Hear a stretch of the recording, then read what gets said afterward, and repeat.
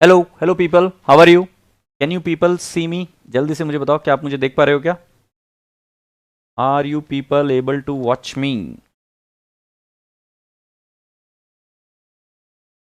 आप मुझे देख पा रहे हो क्या? जल्दी से मुझे बताइए।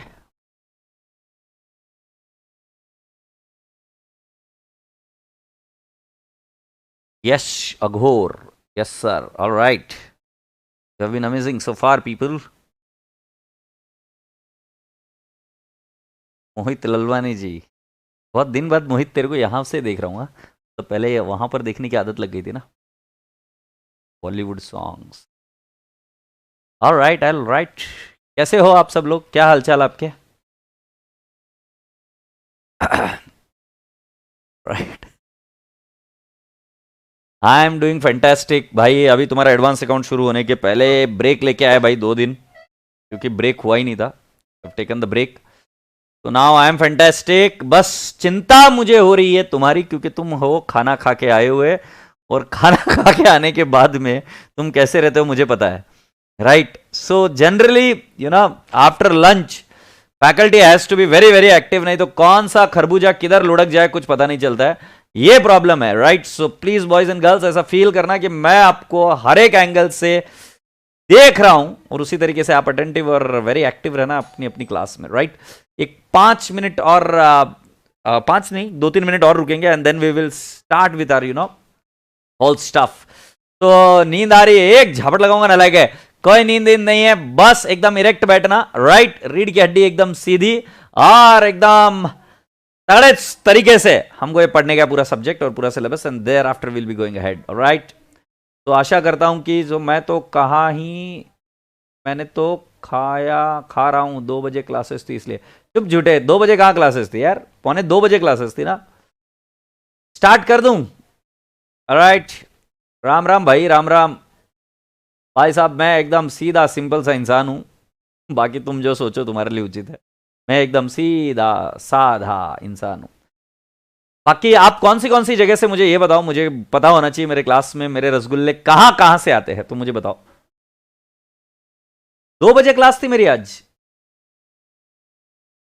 2 बजे क्लासेस थी? हाँ, इधर भी तो दिख रहा है scheduled for 2 o'clock। Oh I am so sorry, it was but scheduled eight.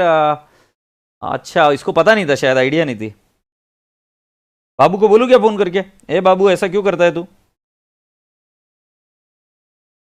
हाँ बाबू, प्रसाद बाबू, 1:45 का लेक्चर ऐसे क्यों लगाता है? मेरे बच्चे नाराज हो रहे हैं। अभी मैं शुरू कर दूंगा तो बाकी के बच्चे।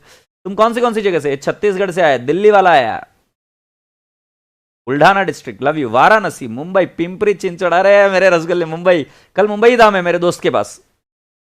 राइट, सांगली ना। अरे प्रसाद, 2 बजे का कहां लगा दिया यार मेरे भाई? लेक्चर 1:45 है। सोलापुर का है वैभव, वैभवी आदम सोलापुर से, नमस्ते भाई। 1:45 का लेक्चर है।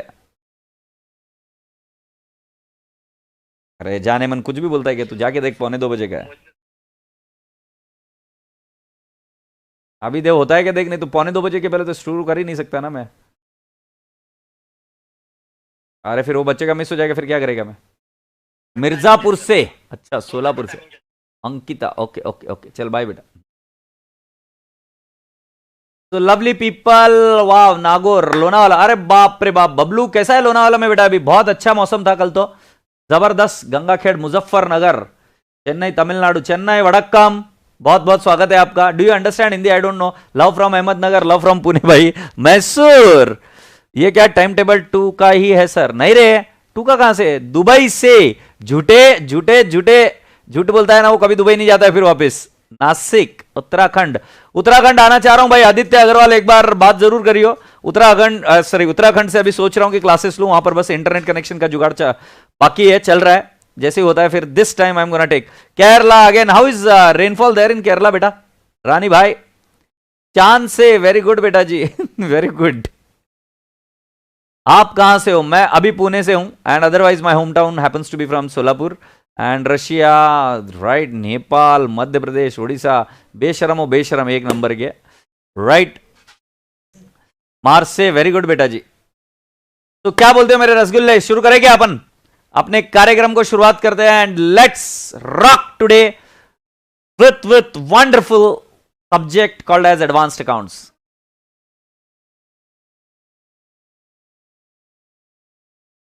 Wow, so let's go ahead. Even you are from Chennai. Lovely, lovely बच्चे अपने घर से. Very good. All right, let's go on. पाताल लोक, कुरुक्षेत्र. ठीक है. Now listen to me carefully.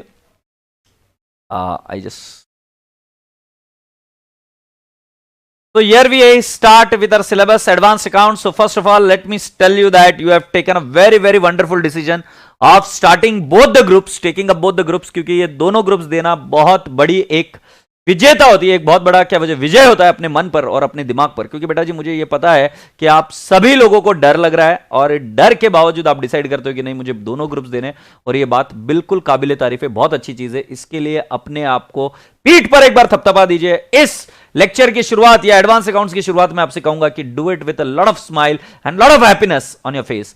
तो बेटा जी रूल नंबर 1, व्हेन आई से इन द क्लास कि अभी एक प्यारी सी स्माइल क्लास में देना है, तो first start with a very beautiful smile, and second thing, please pat yourself really well because you have taken a real great decision of doing both the groups. और दोनों ग्रुप्स के exam देना ही आपके हित में. that's very logical as a decision. all right, so rule number 1 क्या बोला भाई साहब कि you should give both the groups. तो both groups आप दे रहे हो. किसी को कोई क्वेरी होगी इसके बारे में तो मैं सॉल्व करना चाहूंगा. और दूसरी चीज क्या है कि you should always smile and start the lecture. Right तो क्या मैं आपकी स्माइल देख सकता हूं क्या? Wow, that's beautiful smile on your face. Right, ज्यादा हंसने का नहीं, धीरे धीरे थोड़ा सा. Right, and be very happy, be very confident when you are doing this, because as long as you are confident आपका कोई भी बाल भी बाका नहीं कर सकता. आईसीआई हो, पेपर टफ से टफ हो, टाइम खराब हो या घर में कोई प्रॉब्लम हो, बट यदि आप स्माइल से चीजों को हैंडल करने सीख जाएंगे, so then the things will be all simple and all fantastic. So ध्यान रहे, अपने यहां से कुछ भी गायब हुआ तो चलेगा, बस एक चीज गायब नहीं होने को ना, and that's your beautiful smile. And as long as you are having that smile, I am sure no one can even touch you. all right, so with this boys and girls, we are now heading towards the syllabus part, and here we go with the syllabus part. कहां पर है? इधर है भाई. मैं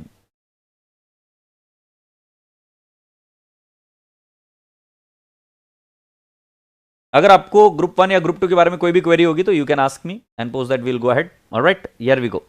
ये देखो,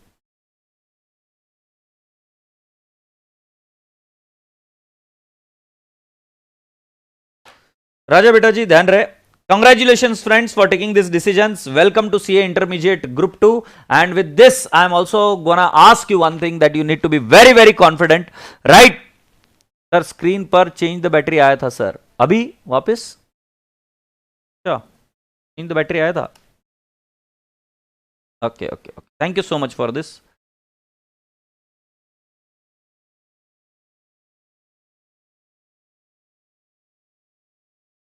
I think now it won't come up. Right? Yes. So PDF अगर मिल जाएगा बेटा जी, मैं आपको सब चीजें बताता हूं.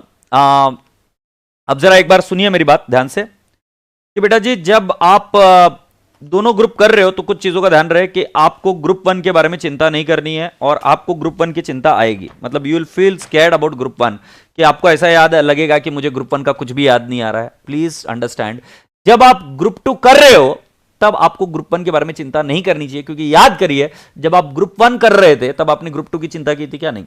तो ग्रुप 2 करते वक्त ग्रुप 1 की चिंता नहीं करनी है, उस पर काम करना है. उस पर काम कैसे करना है कि अगर आपको समय मिल जाए तो रिवीजन जरूर करना है, बट डोंट गेट स्कैर्ड. ध्यान रहे, इस सीए कोर्स में एक चीज बहुत ज्यादा इंपॉर्टेंट है कि डरना मना है. अगर आप डरोगे ना तो ये सीए कोर्स और डराता है, और आधे से ज्यादा स्टूडेंट्स बेटा इस डर की वजह से ही खत्म हो जाते हैं. तो ग्रुप 2 करते वक्त ऐसे नहीं सोचना है कि भाई ग्रुप 1 का मेरा ये प्रॉब्लम है वो प्रॉब्लम है. मैं आपको सिर्फ इतना जरूर बताऊंगा कि ग्रुप 1 में जो जो एरियाज में आपको प्रॉब्लम है या जो जो एरियाज को रिवाइज करने का है, उस एरिया पर फोकस करो, उस प्रॉब्लम पर फोकस करो, rather than getting entangled in that stress should not come near to you. You should be only believing in the work.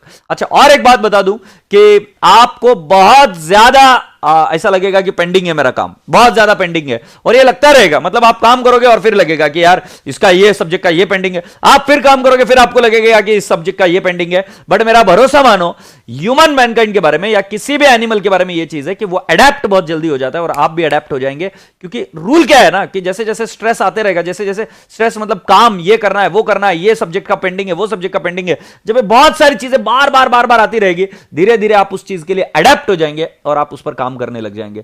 तो राजा बेटा जी ध्यान रहे, मेरा ये कॉन्ग्रेचुलेशंस आप सभी लोगों के लिए व्यर्थ नहीं जाना चाहिए। किसी भी सूरत में मैं आपको स्ट्रेस में नहीं देखना चाहता और आप स्ट्रेस में नहीं रहेंगे।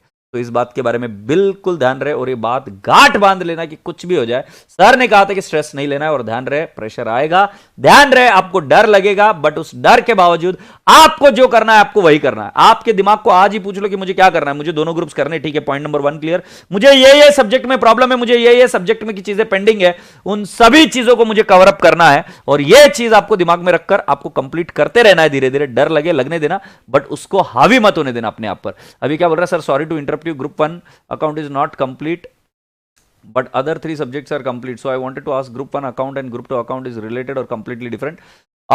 To an extent they are related, जैसे investment account थोड़ा सा related है, not all the topics are related but to an extent it is related in 1 or 2 topics, but आपके ऊपर निर्भर करता है कि आप करना चाहोगे क्या नहीं करना चाहोगे, ठीक है। So boys and girls, let's go on and understand now the next thing। अब आपको कौन से नोट्स मिलेंगे और सिलेबस क्या क्या होगा ये अभी आपको समझा रहा हूं, तो प्लीज ध्यान से देखिएगा, और ये चीजें आपको नोट डाउन करनी है आपके नोटबुक में। सो प्लीज चेक हियर, ये रहा, आपको मैं टोटल दूंगा 6 यूनिट और एक आएगा आपके साथ में की नोट्स, 6 यूनिट और एक की नोट्स। तो यूनिट 1 में होगा आपका dissolution of firm and amalgamation and sale of firm, so please write it down quickly, और उसके बाद में हम पेपर एनालिसिस देखेंगे, राइट। जो आपका पर्पल कलर का मॉड्यूल होगा आपको जो मिलेगा घर पर, it would be dissolution of firm and amalgamation and sale of firm. Generally मैं आपको रेनबो ऑफ बुक्स देता हूं, और रेनबो ऑफ बुक्स में आपको अलग अलग कलर की बुक्स मिलेगी, तो उसमें फर्स्ट कलर जो है वो है lavender colour I think so या maroon colour I think so. It is dissolution of firm and amalgamation and sale of the firm. After that राजा बेटा जी you have got unit 2, please write it down, unit 2 syllabus आप लिख दीजिए, heading syllabus unit 1 हो गया। अभी unit 1 unit 2 नहीं लिखना है, डायरेक्टली आप सिलेबस एक के नीचे एक लिखते चले जाइए।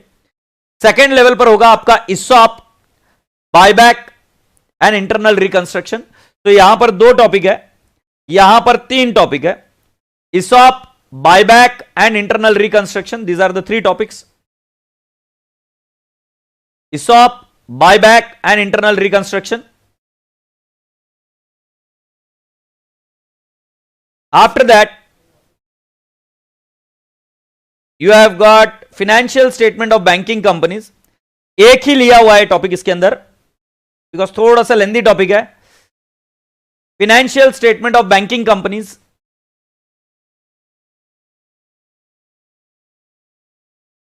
नमन छाबरा जी बहुत बहुत धन्यवाद।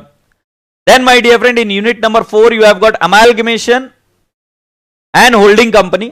Now this amalgamation is as per AS 14, right, of companies, or I can write down of companies है ये amalgamation of companies, और यहां पर ये सेल ऑफ फर्म है, amalgamation and sale of firm है। सो आपको दोनों ही है, amalgamation of firm भी है और amalgamation of companies भी है। तो amalgamation of companies and holding companies, consolidation भी बोलते हैं। तो इसके अंदर आपके हो गए 2 टॉपिक्स, एग्रीड। यूनिट नंबर 5 में you have got liquidation of companies,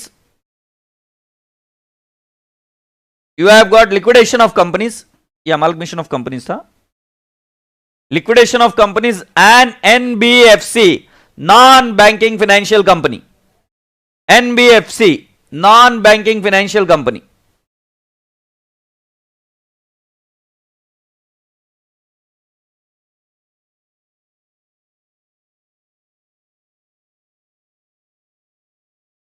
and then the next part पर जो आएगा, it is unit 6, it will include accounting standards.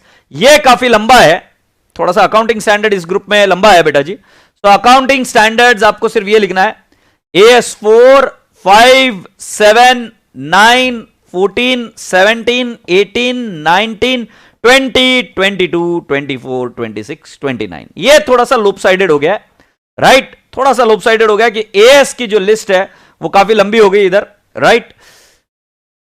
Accounting standard थोड़े से लंबे हो गए, तो बेटा जी एक बार इसको लिख कर ले लेना। आई होप आपको ये दिख रहा है, ये रहा सिलेबस, और इसके अंदर थी कितनी, 2 चैप्टर्स, इसके अंदर 2 टॉपिक्स। तो आप इस सारे सिलेबस को एक बार लिखकर ले लीजिए, मैं साइड में सरका हुआ हूं, और एक बार आपका सिलेबस लिखकर हो जाए तो मुझे बता देना कि हां भाई जी सिलेबस हो गया। ऑलराइट,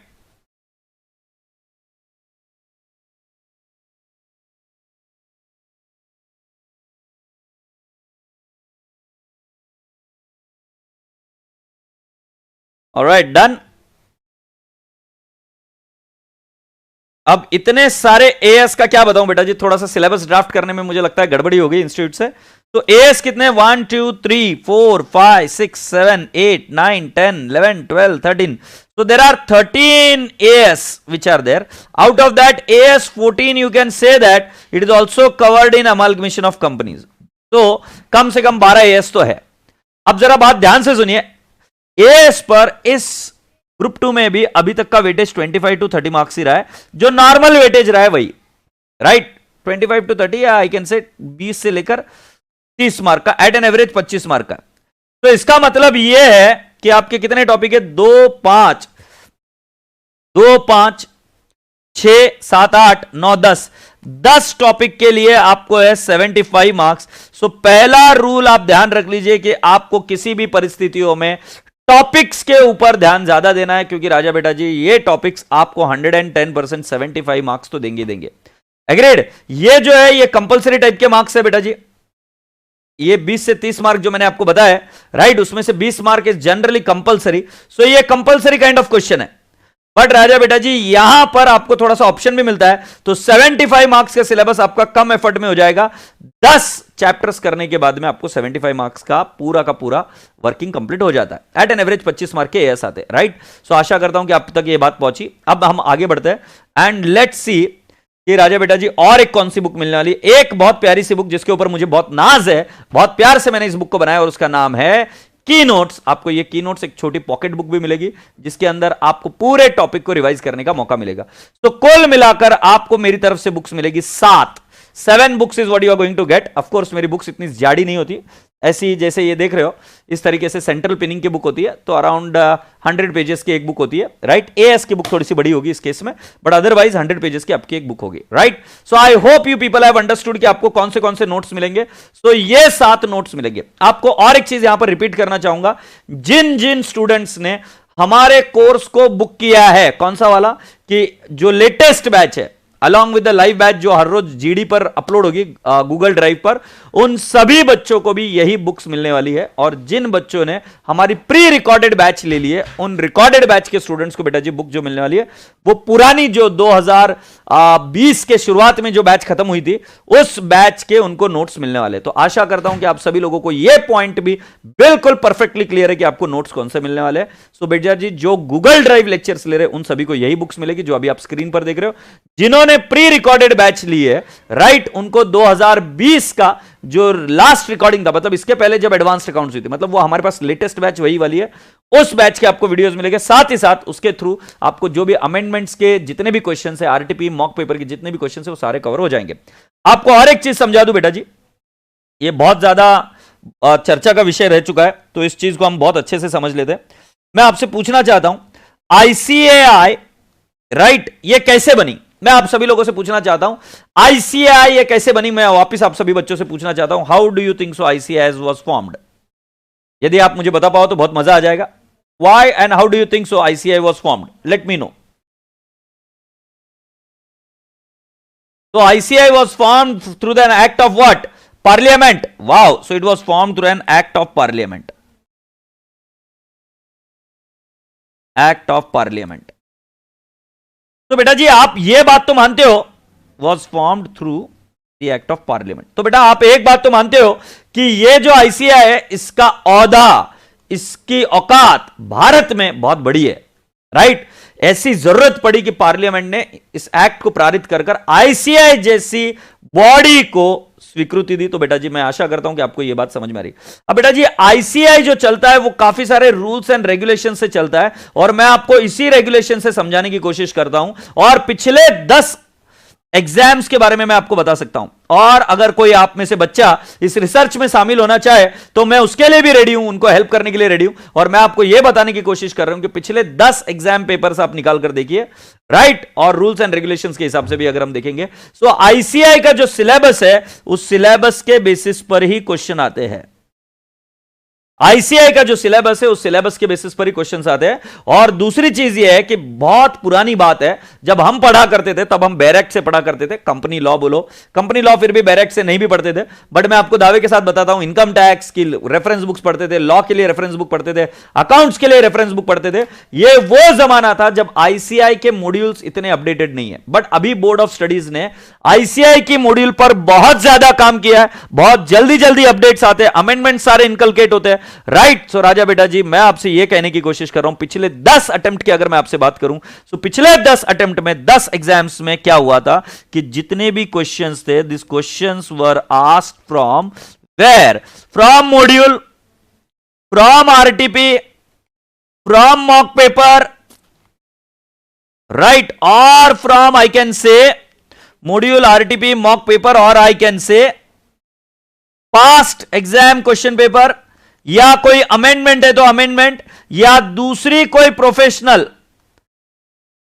बॉडी है जैसे आईसीएसआई, राइट, सीएस, या फिर मैं आपसे कहूं कि व्हाट आई कैन से what was it name, ICSI या सीडब्ल्यूए के पेपर में अगर वो क्वेश्चंस आए तो वहां से उठाए गए। तो बोलने का तात्पर्य क्या कि आईसीआई पिछले 10 अटेम्प्ट से क्वेश्चन पूछ रही है, मॉड्यूल से, आरटीपी से, मॉक पेपर से, राइट, मॉक पेपर और पास्ट एग्जाम पेपर, और साथ साथ राजा बेटा जी और प्रोफेशनल बॉडीज की जो बुक्स है उन सभी में से क्वेश्चंस आ जाते हैं। एग्रीड। सो राजा बेटा जी मैं आपसे सिर्फ इतनी बात कर रहा हूं कि बेटा जी अगर आप पढ़ाई करना चाहते हो ग्रुप 2 की अच्छे से तो पहला काम है आप ये करिए, this is the first thing which you should do.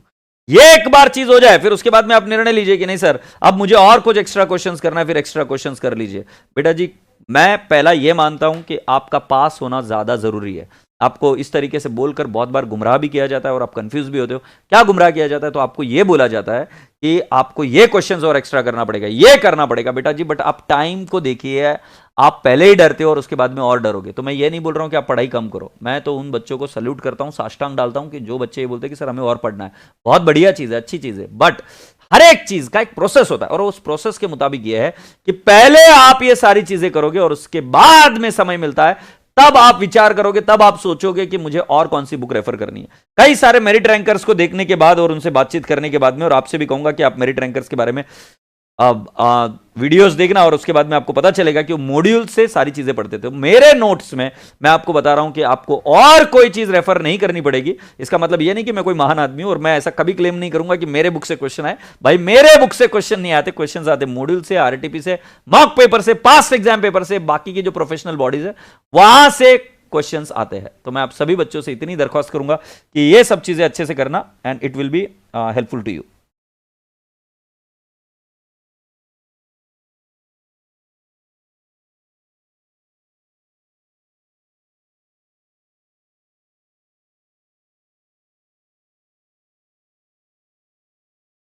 All right, so boys and girls, I hope you people have understood so far.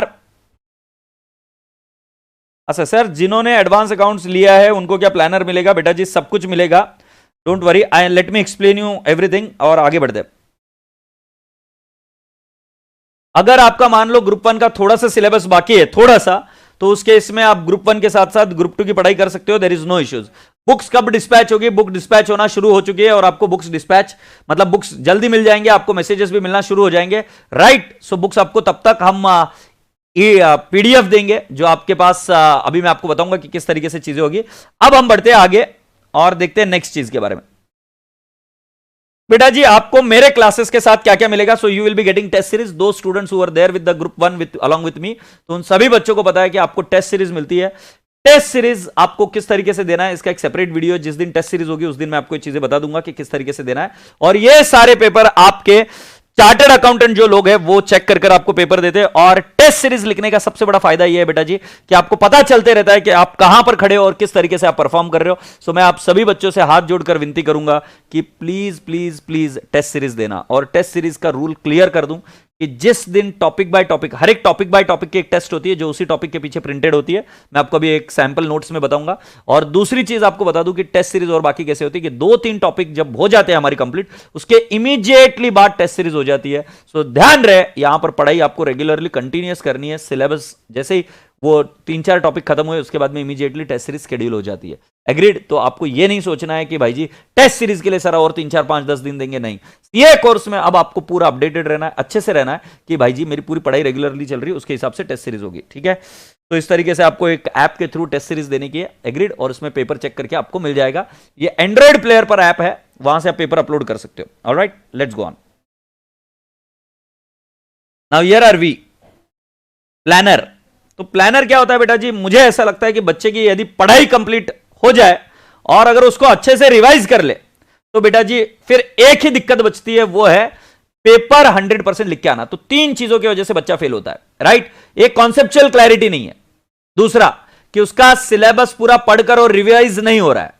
Right? मतलब पढ़ा तो दिया सर ने, कॉन्सेप्ट क्लैरिटी भी है, बट पीएल में उसका पढ़कर और रिवाइजन कर नहीं हुआ। और तीसरा चीज है कि भाई जी सब कुछ आता है बट पेपर में जाकर उसने ब्लैंक हो गया और उसने पेपर कंप्लीट नहीं किया। इन तीनों में से अगर कोई भी चीज अगर आपके साथ हो रही है तो पेपर में फेल होने के चांसेस आपके बढ़ जाते हैं। तो इन चीजों में से 2 कारणों के ना रादर 3 कारणों पर हमने काम किया। तो कारण नंबर 1 कि आपका कॉन्सेप्चुअल क्लैरिटी अगर मान लो वीक रह गया तो बेटा जी मैं आपको वचन देता हूं इस क्लास में, मैं ज्यादा मार्केटिंग नहीं करने पर बिलीव करता हूं and I am not doing marketing here. मैं मार्केटिंग पर बिल्कुल बिलीव नहीं करता हूं और आप मेरे इंस्टाग्राम पर भी जाकर देखेंगे, कहीं देखेंगे तो बहुत रेयरली जब मस्ट हो जाता है तब जाके कहीं मुझे पोस्ट करना पड़ता है। But otherwise I have always believed that कि मेरा और मेरे बच्चों का जो रिश्ता है वो एक दूसरे के साथ में, और अगर उसको अच्छा लगेगा तो बताएगा किसी और को, और मैं किसी को फोर्स नहीं कर सकता।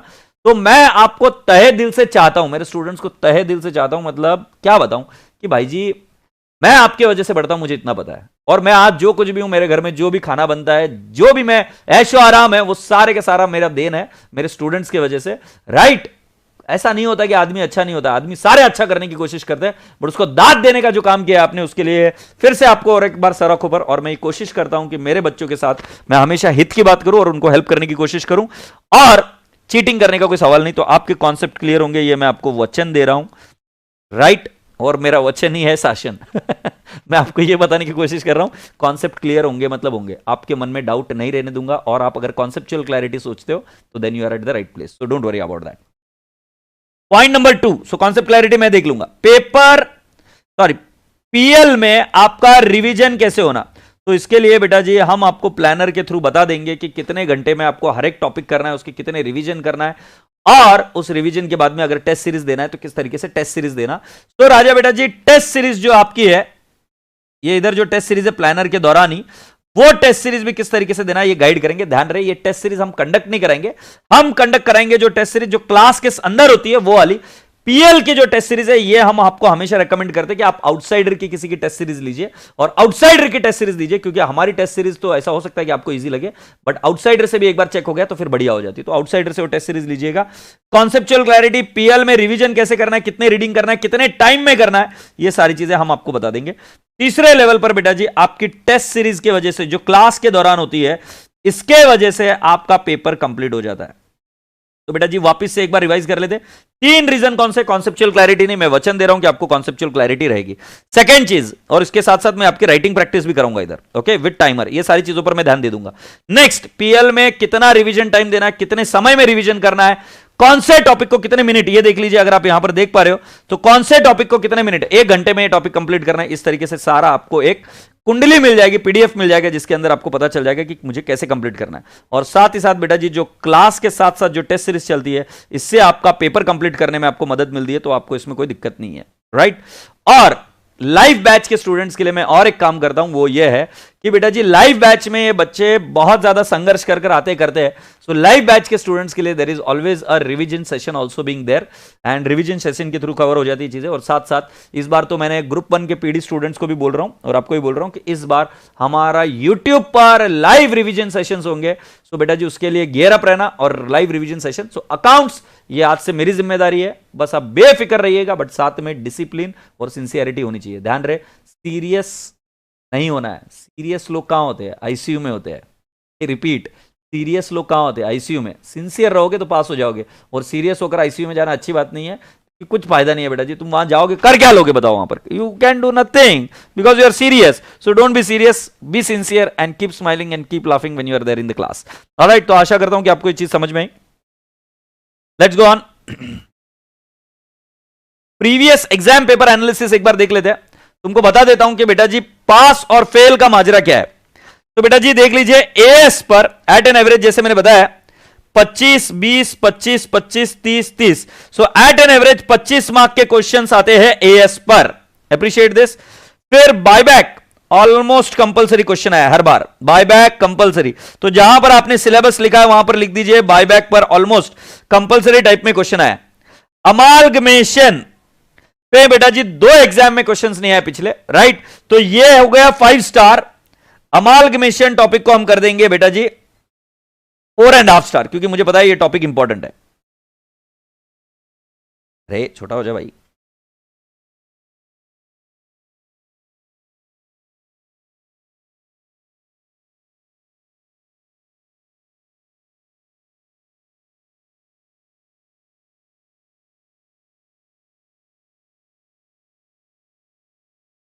तो बेटा जी अमालगमेशन जो टॉपिक है इसके लिए आप लिख सकते हो कि बेटा जी 4.5 स्टार, ये भी इंपॉर्टेंट है। 4.5 स्टार, ये 5 स्टार्स है। And then my dear friend banking again very important. Then NBFC again very important.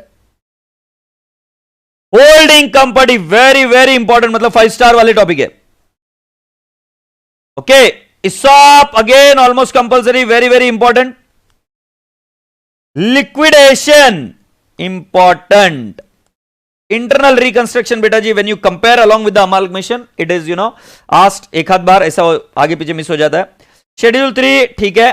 Amalgamation and sale of firm again थोड़ा सा लेस इंपॉर्टेंट। और जो आज हम टॉपिक शुरू कर रहे हैं डिसोल्यूशन ऑफ फर्म, ये भी बहुत ज्यादा इंपॉर्टेंट टॉपिक है, right. So dissolution of firm is also important topic, and at the same time राजा बेटा जी आई वुड से दैट इसके आगे के टॉपिक्स भी बहुत इंपॉर्टेंट थे। तो बेटा जी इसका मतलब ये नहीं कि आप किसी भी टॉपिक को ऑप्शन में छोड़ सकते हो। आपको मैं बता दूं सिर्फ 10 टॉपिक है, तो इन 10 टॉपिक्स को बेटा जी बहुत ज्यादा ध्यान में रखना कि राजा बेटा जी you should be able to cover up each and every topic, only then you can say that कि मेरा सिलेबस कंप्लीट हुआ है। क्योंकि इस केस में बहुत लफड़े वाला काम है। जैसे आप डिसोल्यूशन ऑफ फॉर्म देख रहे हो, यहां पर एक एक बार 25-25 मार्क के क्वेश्चंस आ गए, 25-25 मार्क्स।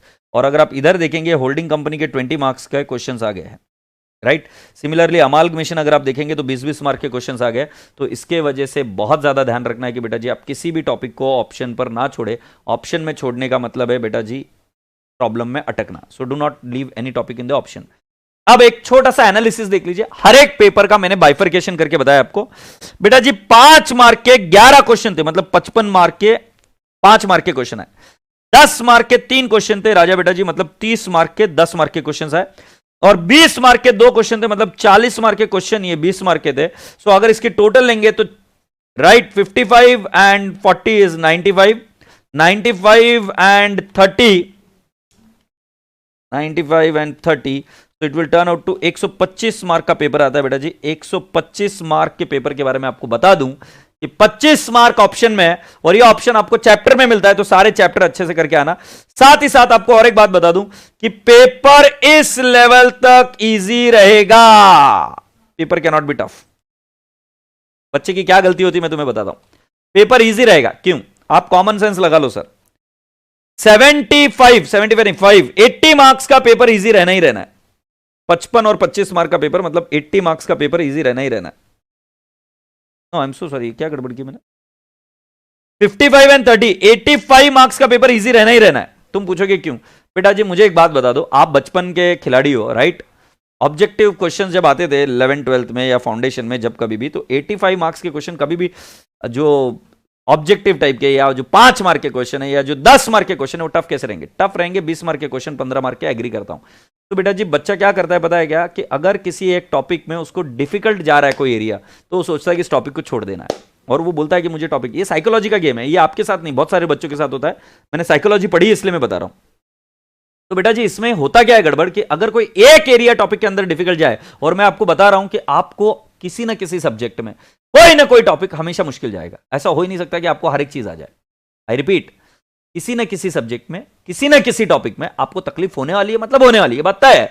तो बेटा जी एक चीज दिमाग में अच्छे से डालकर रख लीजिए कि अगर टॉपिक वो डिफिकल्ट भी जाता है तो उसको छोड़ना नहीं है, जितना आता है उतना करना है, क्योंकि because you are going to fetch how many marks, 85 marks which are going to be easy. आप इधर भी एक बार चेक कर लीजिए, ये वाला पेपर तो एकदम ही रसगुल्ला था, ये 45 मार्क्स इधर हो गए और 80 मार्क्स इधर हो गए, राइट। इधर अगर आप देखेंगे तो 70 मार्क्स ये और 55 मार्क्स ये, एंड सिमिलरली यहां पर 5 into 13 will be how much, 5 into 13, तो कितना हो जाएगा 65 मार्क्स का ये, 30 मार्क्स का ये, और ये 30 मार्क्स का अगेन। तो सिमिलरली बेटा जी ऐसी तरीके से ब्रेकअप है। तो बोलने का तात्पर्य है कि पेपर इजी आएगा, मेजॉरिटी क्वेश्चंस आपके इजी रहेंगे। क्या ये पार्ट क्लियर है क्या? राइट। सो बेटा जी एक नोट लिख लीजिए, please study each topic even if in parts. I repeat, ये मैं बहुत बड़ी चीज बता रहा हूं, क्योंकि बेटा जी when I take the classes I take the students also into concern, कि जिन बच्चों को ऐसा लगता है ना कि सर कुछ तो करा दो यार, सर हम क्या है, हम कैसे पढ़ाई करेंगे इतनी, तो उन बच्चों को बता देता हूं कि do every topic even if in parts. मतलब किसी भी टॉपिक को छोड़ नहीं देना है पूरी तरीके से, आपको बिट्स एंड पीसेस में जितना जमे उतना करना है। तो इसको बोलते हैं drill down approach. Drill down approach में आपको स्टेप वाइज मार्क्स मिलते हैं और स्टेप वाइज मार्क्स से आप पास हो जाते हैं। राइट, आशा करता हूं कि ये बात समझ में आ गई आपको। और ये देख लीजिए राजा बेटा जी, जो ब्रेकअप मैंने अभी आपको वहां पर एनालाइज करके बताया, 20 मार्क के क्वेश्चंस और 15 मार्क के क्वेश्चंस पूछने की जो तादाद है वो कम है, 20 एंड 15 मार्क्स के क्वेश्चन पूछने की जो तादाद है वो कम है। सो राजा बेटा जी जो मेजॉरिटी फोकस है वो 10 और 5 मार्क के क्वेश्चंस पर है, तो उसके हिसाब से तैयारी करते रहना। तो आपको टाइमर पर मैं क्वेश्चंस कराते रहूंगा, जब भी पेपर लेंदी होगा तो समझ जाना 10 मार्क के क्वेश्चन ज्यादा आएंगे, 5 मार्क के क्वेश्चन ज्यादा आएंगे, क्योंकि कम समय में वो आपसे ज्यादा लिखवा कर लेने की कोशिश कर। एग्रीड? सो बेटा जी write down the second point कि paper can be lengthy when the paper is easy, paper is lengthy. Exam में एक और रूल ध्यान में रखना, when the paper is easy it is going to be what, lengthy, and at the same time it would be difficult assessment या tough assessment, difficult assessment, easy paper रहेगा तब। But paper जब difficult आएगा तो paper will be generally normal और assessment is easy. ये मेरा अभी तक का एक्सपीरियंस आपको बता रहा हूं, असेसमेंट इज लाइट और नॉट टफ इज इजी। तो इसके ऊपर मैं बोलने का तात्पर्य क्या कर रहा हूं बेटा जी, और ये कॉमन सेंस की बात है बेटा जी, सीधी, जब परिस्थितियां मुश्किल हो, जैसे अभी कोरोना के केस में परिस्थितियां मुश्किल है, तो 12th के बच्चों को ऐसे ही पास कर दिया, सभी बच्चे पास हो गए, जो सालों साल से फेल हो रहे थे वो भी पास हो गए। तो जब परिस्थितियां मुश्किल हो तो रियायत दी जाती है, हमेशा रियायत दी जाती है, ये साइकोलॉजी है। तो आपका भी असेसमेंट ईजी होता है, और एग्जैक्टली बच्चा यही गड़बड़ करके आता है कि जब पेपर एक डिफिकल्ट गया तो अगले पेपर में तैयारी करने से अच्छा, उसके बारे में पढ़ने से अच्छा वो बच्चा चालू कर देता है रोने के लिए, एंड स्टार्ट स्क्रिबिंग कि मुझे अगला पेपर नहीं जमेगा, क्योंकि आपके फर्स्ट एग्जाम रहते हैं ना, हमारे पास सालों का एक्सपीरियंस है, हमें पता है कि कैसे होती है चीजें। तो ध्यान रहे जब पेपर मुश्किल हो तब आपको और ज्यादा अच्छे से परफॉर्म करना है, you don't have to get scared. जब बट बेटा पेपर डिफिकल्ट आए तो अगर कोई चीज छूट जाए कर जाए तो उसके बाद चिंता नहीं करनी, अगले पेपर को उसी स्पिरिट के साथ देना है। तो अपने बुक में जो है वो आपको हर एक टाइप के क्वेश्चंस मिलेंगे, लेंदी क्वेश्चंस, इजी क्वेश्चंस। लेंदी क्वेश्चंस के लिए भी टाइमिंग जो है वो उसी हिसाब से दिया जाएगा, और जो डिफिकल्ट क्वेश्चन है उसके लिए भी टाइमिंग उसी हिसाब से दिया जाएगा, और आपसे कंप्लीट कराने की बात करी जाएगी। ठीक है, सो मैं इस पूरे एडवांस अकाउंट्स के दौरान आपके कॉन्फिडेंस पर भी काम करूंगा, क्योंकि बेटा जी पढ़ना लिखना तो ठीक है, बट एक चीज मैंने अभी तक देखी है कि जीवन में वो आदमी ज्यादा सक्सेसफुल होता है जो अपने कॉन्फिडेंस पर भी काम करता है। आशा करता हूं अब मुझे इसमें कोई बताने की और कोई जगह मतलब चीज़ नहीं बची है, मेरी तरफ से जो चीज़ें बतानी थी वो हो गई। अब मुझे सिर्फ आपको बुक बतानी है, दैट्स इट। तो मुझे बता दीजिए अगर आपको कोई क्वेरी है यहाँ तक, तो will talk about it, else we can go ahead. तो यदि आपको कोई क्वेरी है तो मुझे पूछ लीजिए, else will go ahead about it.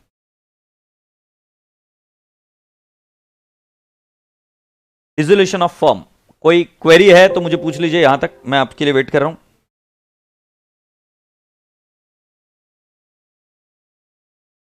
ये देखो कितना सही बता रहा Jagjit Singh, thank you so much बेटा जगजीत, आपने ये लेक्चर देख रहे हो आपका पास होने के बाद। सर ट्रू है, मैंने नवंबर 18 में एग्जाम दिया था एडवांस अकाउंट्स का, I scored 72 marks because RTP MTP class questions and 2 time test देने के बाद। बिल्कुल सही, and you can score very good marks after that. Alright, yes Rajeev का क्वेश्चन है कि सर अगर पेपर डिफिकल्ट आए तो स्टेप मार्किंग में अच्छे मार्क्स मिलते हैं क्या? आंसर है बिल्कुल सही, बिल्कुल मिलते हैं। क्लासेस अगस्त एंड तक खत्म हो जाएगी क्या? So let me explain you कि अभी हम चल रहे हैं किसमें, जून में, जुलाई, अगस्त, यस अगस्त एंड के आसपास खत्म हो जानी चाहिए आपकी क्लासेस।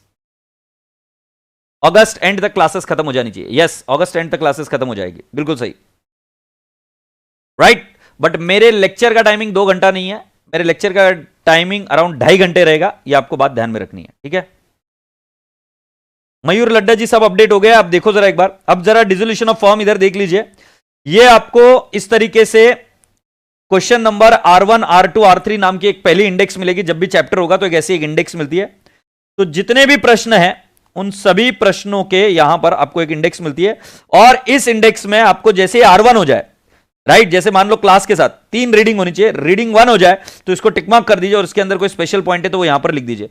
ये आपकी समरी पॉइंट रहेगा जिससे आप कोई भी चीज को समराइज कर सकते हो। आप लॉयर को देखते हो, बड़े बड़े लॉयर्स को, लॉयर करोड़ों रुपए लेते हैं और करोड़ों रुपए के केसेस लड़ते हैं, बहुत नजदीक से मैंने चीजें देखी है। तो जब वो केसेस लड़ने जाते तो बहुत बड़ी बड़ी फाइल लेके जाते, बट बड़ी बड़ी फाइल्स के ऊपर ऐसे चिट लगाए रहते हैं, जिस चिट के अंदर वो लिखे रहते हैं कि ये पॉइंट डिस्कस करना है, ये पॉइंट डिस्कस करना है, ये करना है, वो करना है, और उन चिट्स के बेसिस पर वो वहां पर जाकर पॉइंट हाईलाइट किया होता है। मतलब ध्यान रहे, तुमको ये चीज तो समझ जानी चाहिए थी 11th में, जब आपको समझना था कि बुक कीपिंग से जो कन्वर्ट करता है फाइनेंशियल स्टेटमेंट्स में उसको ज्यादा वैल्यू, उसको ज्यादा पैसा मिलता है। उसी तरीके से आपको भी ध्यान में रखना है कि आपकी वैल्यू तब बढ़ेगी जब आप समराइज करने लग जाओगे, राइट। तो जितने भी प्रॉब्लम्स है आपकी, उन सभी प्रॉब्लम्स को जब क्लास में आप पढ़ रहे हो तभी उसके बाद में घर पर जब रिवीजन करो तो उधर एक नीचे रिमार्क कॉलम रहेगा, उसके अंदर उस पॉइंट में या उस ट्रांजेक्शन में या उस क्वेश्चन में क्या इंपॉर्टेंट पॉइंट्स था वो लिखो, और उसके बाद में लास्ट में एक बार जब उसकी रीडिंग हो जाए, R1 हो जाए, तो उसमें से कौन से क्वेश्चन मुझे रीडिंग 1 में किए मैंने या रीडिंग 2 में मुझे करने, वो लिख देना, और स्पेशल पॉइंट्स में लिख देना, जैसे revise before exam, focus on this point, और वो वहां पर हाईलाइटेड होना चाहिए। तो जैसे मान लो क्वेश्चन नंबर 1 में, अब जैसे इसमें टोटल क्वेश्चंस कितने बेटा जी, मैं अच्छा उस पर आता हूं। जैसे क्वेश्चन नंबर 1 में इधर आ जाइए,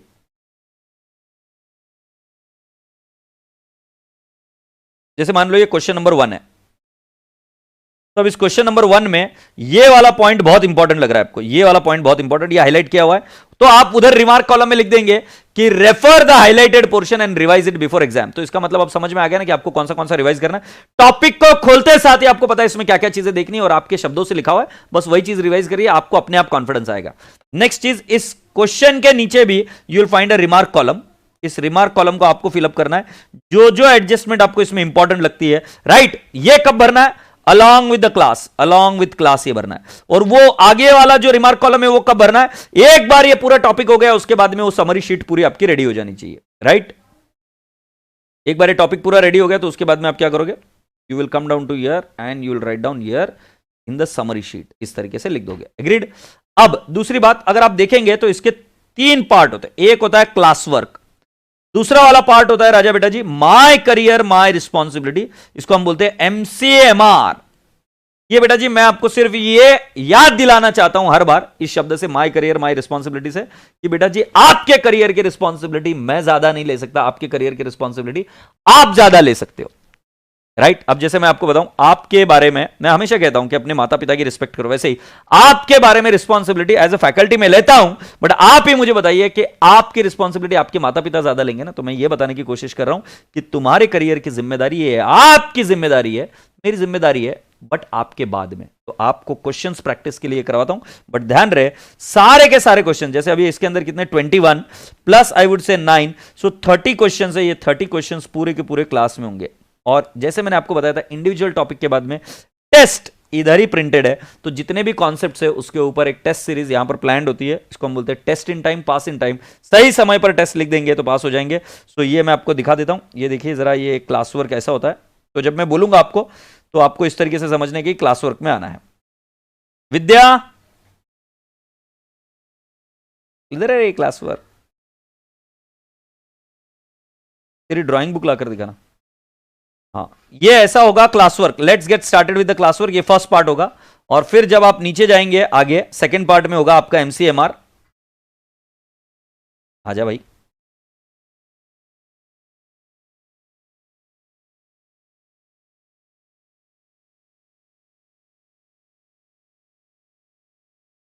ये माय करियर माय रिस्पॉन्सिबिलिटी, ये हमेशा ध्यान में रखना। इधर ये वाली लाइन एक बार पढ़ लेता हूं आपके लिए, और आप जितनी बार अपने आप को रिमाइंड करते रहेंगे, पढ़ते रहेंगे, आपके लिए अच्छा रहेगा। करियर रिक्वायर्स एक्शन आपके पार्ट पर, रिस्पॉन्सिबिलिटी आपको लेनी, ownership from you. It requires what? Action, responsibility and ownership from you. You are the most important factor, इससे इंपॉर्टेंट कुछ नहीं है। In whether you are the most important factor in whether you experience career growth and development. तो आपके career की growth में सबसे ज्यादा इंपॉर्टेंट एस्पेक्ट या इंपॉर्टेंट पर्सन वो आप खुद हो। The most important issue about your career is taking responsibility for your own career. और इसी चीज के वजह से मैं आपको बता दूं, मैं किसी भी बच्चे के जब वो स्कोर करता है बहुत अच्छे marks, I don't take the responsibility of that, क्योंकि उसकी मेहनत है। कि मुझे पता है कि मेरे से ज्यादा वो मेहनत करता है, और पूरा का पूरा टैलेंट का मतलब श्रेय उसको मिलना चाहिए। कि बेटा जी अगर मेरे वजह से कोई स्कोर करता है तो फेल भी मेरे वजह से ही होता है, मैं उसकी कोई जिम्मेदारी नहीं लेता हूँ। हाँ, मैं आपको अच्छे से पढ़ाऊंगा, मैं आपकी सारी कॉन्सेप्ट क्लैरिटी करूंगा, ये बात तय है, और मैं इसका वचन दे रहा हूँ आपको के अंदर एक पैसे का भी कॉम्प्रोमाइज नहीं होगा, मतलब नहीं होगा। तुम समझ जाना कि अगले 2.5 महीने के बाद में एग्जाम तक भी, और one student is always student, आपको मैं पूरा साथ दूंगा। बट ध्यान रहे, करियर ये जिम्मेदारी आपकी है, ये मैं डे 1 को बता रहा हूं आपको, इसमें एक बार भी चेंज नहीं मिलेगा। जिम्मेदारी आपकी ये है। यदि आप पास होना चाहते हो तो किसी बहकावे में मत आना। क्लास के वजह से कोई पास नहीं होता, पास होता है अपनी मेहनत की वजह से। तो मेहनत करते रहना और आप पास हो जाएंगे। तो आशा करता हूं कि आपको ये बात समझ में आ गई, और ये हमेशा पढ़ना, और उसके बाद में इसके क्वेश्चंस भी हम ही क्लास में कराएंगे। और test in time pass in time कैसे होता है ये आपको बता देता हूं।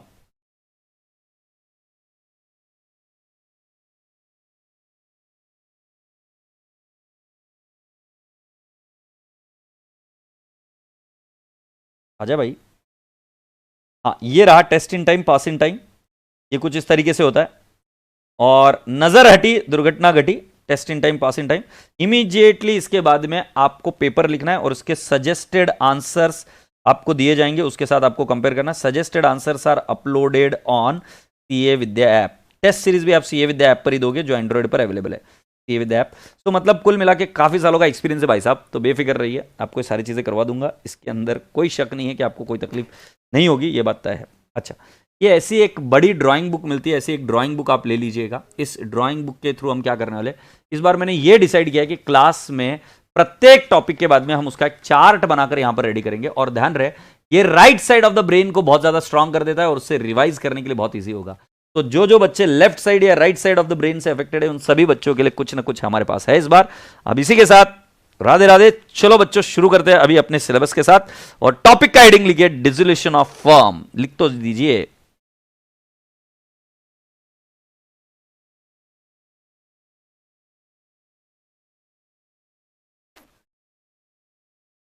अभी तक तो रिजल्ट काफी अच्छा रहा मेरे बैच का। देखते हैं इस बैच में क्या धमाल मचाते हो तुम। अभी तक result I have been able to get really great result, but let's C.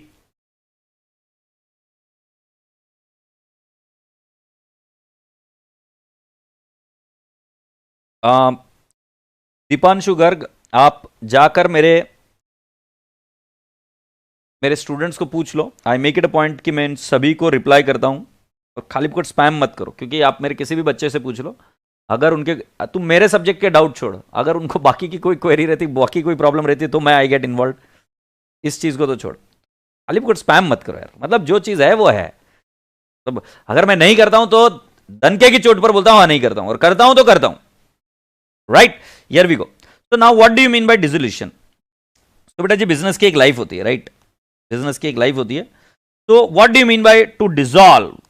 To dissolve a firm means, to dissolve a firm means what? To close the business, close firm. तो जब मैंने बोला कि dissolve a firm means to what? To close the firm.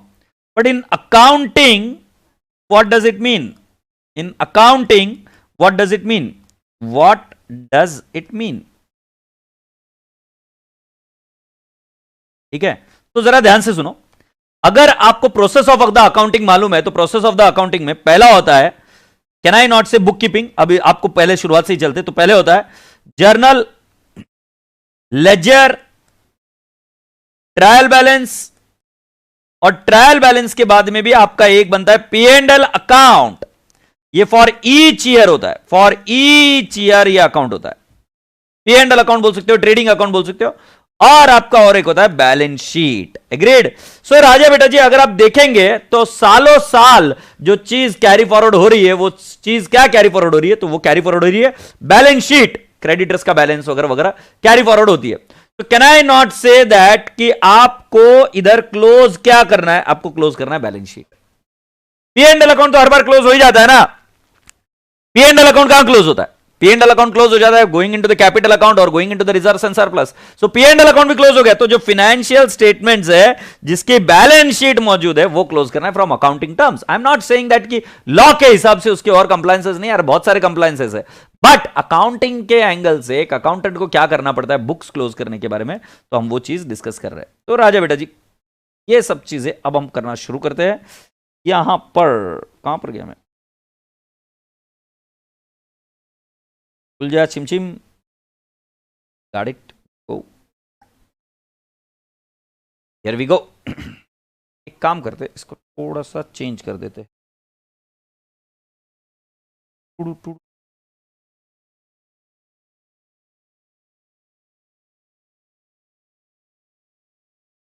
तो देखिए dissolution of partnership form क्या होता है इसके अंदर। डिसोल्यूशन ऑफ पार्टनरशिप, चार पार्टनर थे, राइट। मान लेते हैं एक पार्टनर मर गया, नहीं एक पार्टनर मर गया, ऐसा करते एडमिशन हो गया। तो बेटा जी जो 3-4 लोगों में जो था वो पार्टनरशिप चेंज हुआ, उसको हम बोलते थे रिकॉन्स्टिट्यूशन ऑफ पार्टनरशिप। क्या बोलते थे, रिकॉन्स्टिट्यूशन। ये आपने पढ़ा था फाउंडेशन में, राइट। और गुड न्यूज ये है कि अगर फाउंडेशन में इस टॉपिक को स्किप कर दिया और आप पास हो गए हो तो बधाई हो, नालायक आगे बढ़ गए। और दूसरी चीज, अगर फाउंडेशन में इस टॉपिक को छोड़ चुके हो और उसके बाद में सोच रहे हो कि इंटर में कुछ लेना देना है क्या उसका, तो मैं आपको बता दूं कि इंटर में कोई लेना देना नहीं है। So you don't have to worry, it's all okay. बेटा पीडीएफ की अभी जरूरत नहीं, लगेगा तो मैं दे दूंगा, चिंता मत करो, आप अभी सुनते रहो। तो बेटा जी जो रिकॉन्स्टिट्यूशन ऑफ फर्म है, रिकॉन्स्टिट्यूशन ऑफ फर्म, जिसके अंदर क्या क्या आता है, admission, retirement, death, insolvency, completion of venture of partnership is formed for that, expiry of the period of partnership, it is for the specific period of time। और यहां पर हम बोल रहे हैं कि change in existing relationship between the partners, ये हम ऑलरेडी देखा, पीएसआर चेंज हो गया तो रिलेशनशिप चेंज हो गई पार्टनर के बीच में, बट फर्म अपना व्यापार पहले जैसे ही कंटिन्यू करती है। सो बेटा जी इसको हम बोलते हैं डिसोल्यूशन ऑफ पार्टनरशिप भी बोल सकते हैं, या हम बोल सकते हैं reconstitution of partnership firm, right. ये आपने चीजें की थी फाउंडेशन में, चिंता मत करो। अब हम इंटर में क्या करते हैं जरा देखो। एक पार्टनर मर गया तो ये हमने देख लिया ऑलरेडी। अब मैं आपको बता रहा हूं कि टॉम एंड जेरी दोनों में लड़ाई हो रही है, लड़ाई हो रही है ढैंग ढैंग, और दोनों ने डिवाइड किया कि हम डिवाइड कर रहे हैं बिजनेस को। तो उस केस में डिसोल्यूशन ऑफ फर्म में आई can say that business is closed. अभी भी कुछ लिखने की जरूरत नहीं है, आपको सिर्फ समझना है बिजनेस इज क्लोज्ड। तो यहां पर इस स्लाइड से मैंने मुद्दे की बात क्या की आपसे, बेटा जी जो फाउंडेशन का सिलेबस था, पार्टनरशिप नहीं आता होगा, चिंता मत करो, इतू सा भी लेना देना नहीं है, तो तुम बच गए हो, right. So you don't have to worry anything about that, just relax, उस टॉपिक का कोई लेना देना नहीं। According to Section 39 of Partnership Act 1932, the dissolution of partnership between all the partners, मतलब सारे partners निकल जाए, is called as dissolution of firm. That means the act recognizes the difference in breaking of relationship between all the partners of the firm and between some of the partners. जब some of the partners के बीच में relationship टूट जाती है तो उसको हम बोलते हैं reconstitution of firm, but जब सारे partners के बीच में relationship टूट जाती है तो उसको हम कहते हैं dissolution of firm. So अब आप मुझे बताओ, जब relationship टूट जाएगी और आप अकाउंटेंट हो तो पहली चीज आप क्या करोगे, मुझे बताओ क्या करोगे, सोच के बताओ। relationship टूट गई, क्या करोगे, डिवोर्स हो गया, क्या करोगे। सर ऐसी बातें मत करो सर, अभी शादी भी नहीं, सिंगल हूं सर, मत त्रास दो सर। सोच के बताओ क्या करोगे आप।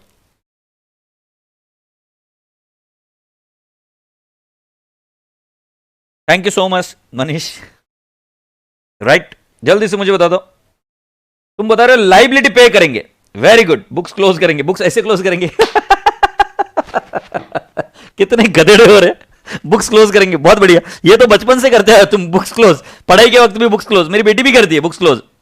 सब डिस्ट्रीब्यूट कर देंगे, कैसे करेंगे, वाइंड ऑफ प्रोसेस चालू होगा, असेट लाइबिलिटी डिवाइड करेंगे, अकाउंट्स क्लोज करेंगे, payment of capital. Aditya Kabra एक हथौड़ा ले और पहले अपने पैर पर मार बेटा जल्दी से। पहले पेमेंट ऑफ कैपिटल होगा ना, लाइक इकोनॉमिक्स पढ़ा क्या पढ़ा, पहले आउटसाइडर लाइबिलिटी का पेमेंट होगा, sold asset and pay off the liability. Vaishnavi बिल्कुल सही जवाब, settlement according to the records, good.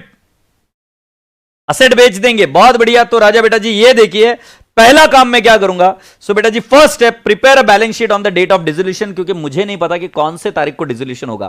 तो write down first step is create a balance sheet right on the date of dissolution, क्योंकि हमें पता नहीं कि डिसोल्यूशन कौन से तारीख को हो रहा है, राइट। 90 केसेस में 90% केसेस में आपका डिसोल्यूशन उसी दिन होगा जिस दिन ईयर एंड होगा। तो पहले आप क्या करिए, एक बैलेंस शीट बनाइए। Second step, non cash asset को कन्वर्ट करिए in cash, convert the non cash asset into the cash, and profit on sale of asset is transfer to realisation account. I will talk about it, realisation account क्या होता है। Second step क्या होता है, आपने जैसे बताया असेट को बेच देंगे, सभी बच्चे ऐसे खतरनाक तरीके से बोल रहे हैं असेट को बेच देंगे, बिल्कुल सही, असेट को बेच दो, मतलब नॉन कैश असेट को कैश में कन्वर्ट कर दीजिए, सारे प्रॉफिट को एक अकाउंट में डालिए, रियलाइजेशन अकाउंट। यहां पर पी एंड एल अकाउंट नहीं बनेगा, क्योंकि पी एंड एल अकाउंट तब बनता है जब हम व्यवसाय कर रहे हैं, व्यापार कर रहे हैं, उससे होने वाले प्रॉफिट को हम पी एंड एल अकाउंट में डालेंगे। बट राजा बेटा जी जब आप व्यवसाय नहीं कर रहे हो, आप बिजनेस नहीं कर रहे हो, तो in that case the profit can not be transfer to P and L account, it will be transfer to realisation account, because the concept is we are closing down the business. Right now next last step, balance in realization account is transferred to capital account, available cash is distributed to creditors first and then to the partners. I am requesting you all कि please write it down. कहां लिखने का है बेटा जी, notebook में लिखने का है, और अभी तक आपको किसी भी टेक्स्ट बुक की जरूरत नहीं है, आपको नोटबुक में लिखना है। So please write down in your notebook of advanced accounts कि what happens on dissolution of firm and what are we going to study. So step number 1, you have to prepare a balance sheet on the date of dissolution. Second step आपको यह करना है कि convert non cash asset into the cash, right. Profit और loss on realisation should be transferred to the realisation account. Then राजा बेटा जी balance in the realisation account is transferred to the capital account, available cash is distributed to partners capital as well as creditors in priority. First you are going to make the payment of creditors, that is outside liability, right? अब मैं आपको बताता हूं, ये लिखना है, बिल्कुल लिखना है, तो please write it down. And आपको मैं एक बात बताता हूं कि इस केस में prepare balance sheet of the firm जो बोला ना, इधर एक वेरी इंपॉर्टेंट बात बताता हूं।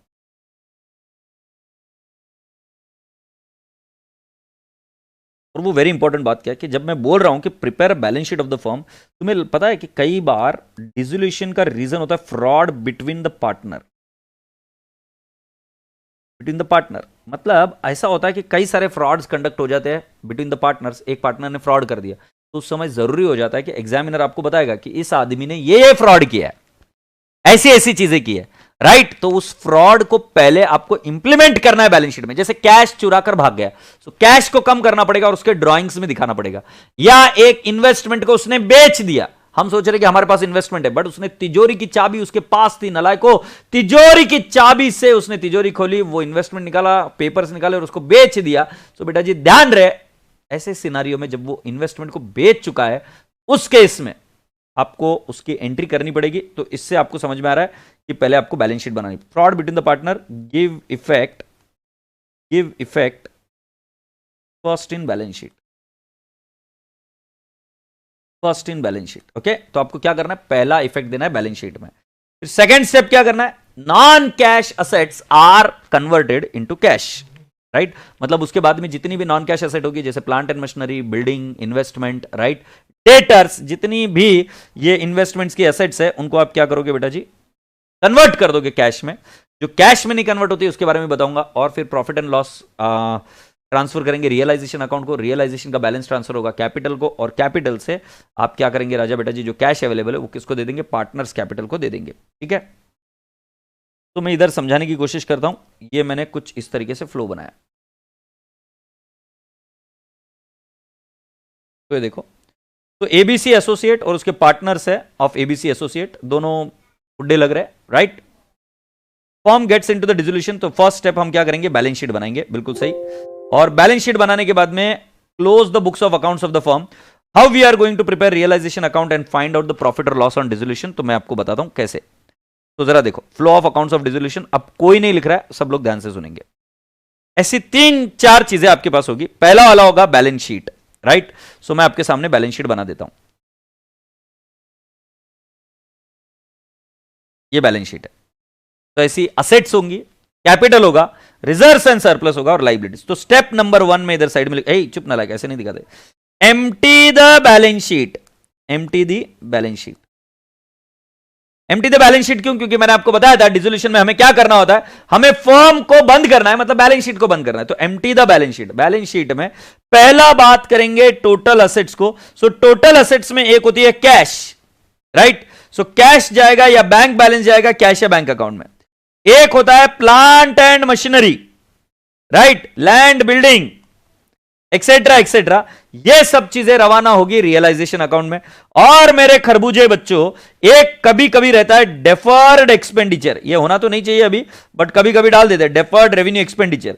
जैसे कि मैं आपको कहता हूं प्रिलिमिनरी एक्सपेंसेस आ गया, राइट, एडवर्टीजमेंट सस्पेंस अकाउंट आ गया, P&L अकाउंट का बैलेंस दे दिया बैलेंस शीट असेट साइड में। सो कुल मिलाकर अगर मैं ब्रॉडली क्लासिफाई करूं तो हम ये कह सकते हैं कि एक तो कैश बैंक होगा जो रोकड़ा होगा, एक ऐसी चीज होगी जो लैंड एंड बिल्डिंग होगा, डेटर्स होगा, कोई प्रीपेड एक्सपेंसेस होंगे, राइट, कोई भी प्रकार की असेट जिससे कैश रिकवर हो सकती है, मतलब कैश आ सकती है। और एक होगा जिसको हम बोलते हैं डेफर्ड रेवेन्यू एक्सपेंडिचर, उससे कैश कभी नहीं आती, ये सिर्फ हम अमोर्टाइज करते हैं इन मोर देन 1 अकाउंटिंग पीरियड, बस बात उतनी सी है। तो बेटा जी ध्यान रहे, इन चारों को, मतलब ये जितनी भी चीजें, इनको कौन सा बैलेंस होता है, डेबिट।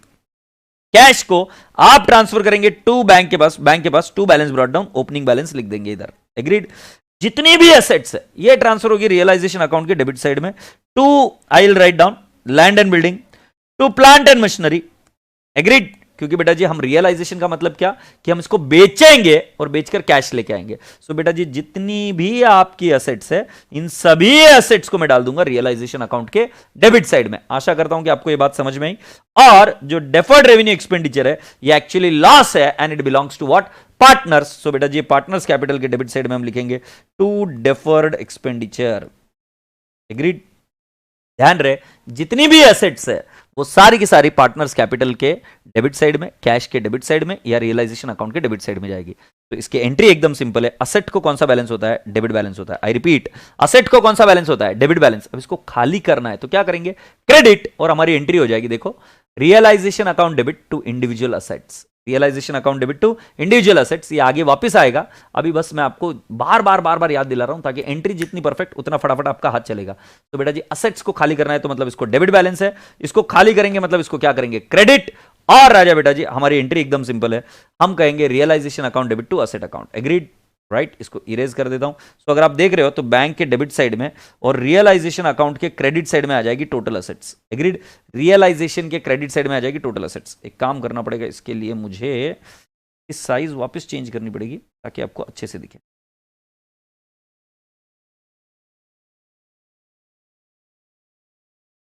तो ये देखो, ये रियलाइजेशन के डेबिट साइड में चली जाएगी सारी एसेट्स और साथ ही साथ बैंक अकाउंट के डेबिट साइड में चला जाएगा, एग्रीड। आशा करता हूं कि ये बात तो समझ में आ गई आपके। अरे सर बिल्कुल समझ में आ गई। आगे बढ़े, ये लिखने के लिए टाइम दूंगा बेटा जी, बट चिंता मत करो। तो बैलेंस शीट को एम्प्टी कर रहे हैं, बैलेंस शीट को एम्प्टी करना तो मतलब पहला काम, बैंक के डेबिट साइड में टू बैलेंस ब्रॉट डाउन और रियलाइजेशन के डेबिट साइड में सारी इंडिविजुअल असेट्स। अच्छा अब ये लाइबिलिटी कहां जाएगी, लाइबिलिटीज कहां जाएगी। सो लाइबिलिटीज आजा आजा आजा आजा, लाइबिलिटीज डिस्के आऊं रियलाइजेशन के क्रेडिट साइड में, राइट। तो अभी लाइबिलिटी सेटल नहीं हुई है, बस जितनी अलग अलग लाइबिलिटीज थी ना उसको एक जगह लाके पटक दिया कि भाई हाँ इन सभी लाइबिलिटीज को पटकना है, राइट, मतलब पेमेंट करना है। अब कैपिटल और रिजर्व्स एंड सरप्लस कहां पे चला जाएगा, पार्टनर्स कैपिटल के क्रेडिट साइड में। तो एक आएगा बाय बैलेंस ब्रॉट डाउन और आ जाएगा बाय रिजर्व्स एंड सरप्लस। तो पहला काम मुझे बताइए कि क्या करना है, बल्ले बल्ले फॉर्म डिसॉल्व हो रही है, मतलब बैलेंस शीट चाहिए, बैलेंस शीट चाहिए, बनानी पड़ेगी, नहीं है तो बनाने के बाद में उसको एम्प्टी कर दो। एम्प्टी कैसे करेंगे, उसके अंदर होती है असेट्स, असेट्स को डालो रियलाइजेशन के डेबिट में, उसमें होती है लाइबिलिटीज, लाइबिलिटीज को डालो रियलाइजेशन के क्रेडिट में, और उसमें होता है कैपिटल, वो bye balance brought down capital के क्रेडिट साइड में, और reserves and surplus capital account के क्रेडिट साइड में बाय रिजर्व्स एंड सरप्लस। आप फिर मुझे पूछेंगे कि sir what about deferred expenditure, तो पूछो अपने दिल से क्या वो एक्यूमुलेटेड लॉस है क्या नहीं है, तो पार्टनर्स कैपिटल के डेबिट साइड में जाएगा।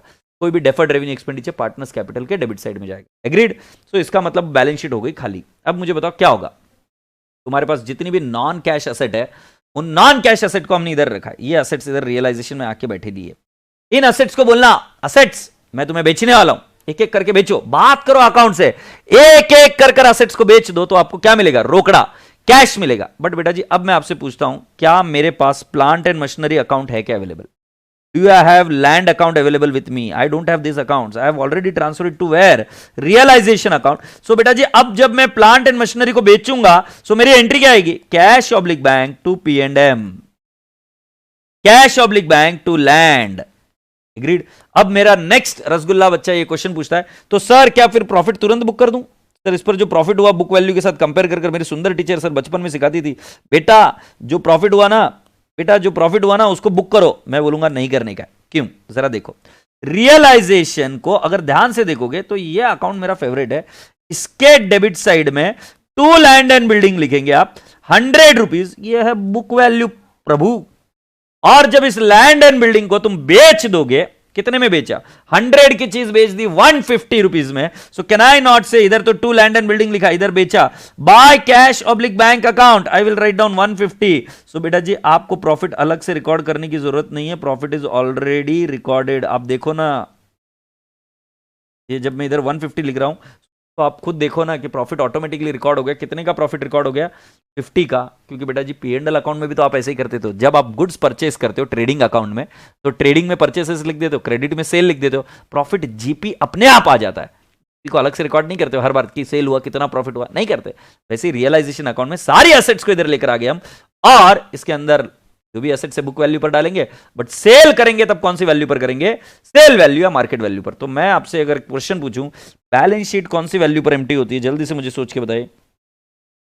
Empty the balance sheet at which value? Empty the balance sheet at which value? I want you to answer me. And realise asset, realise assets at which value?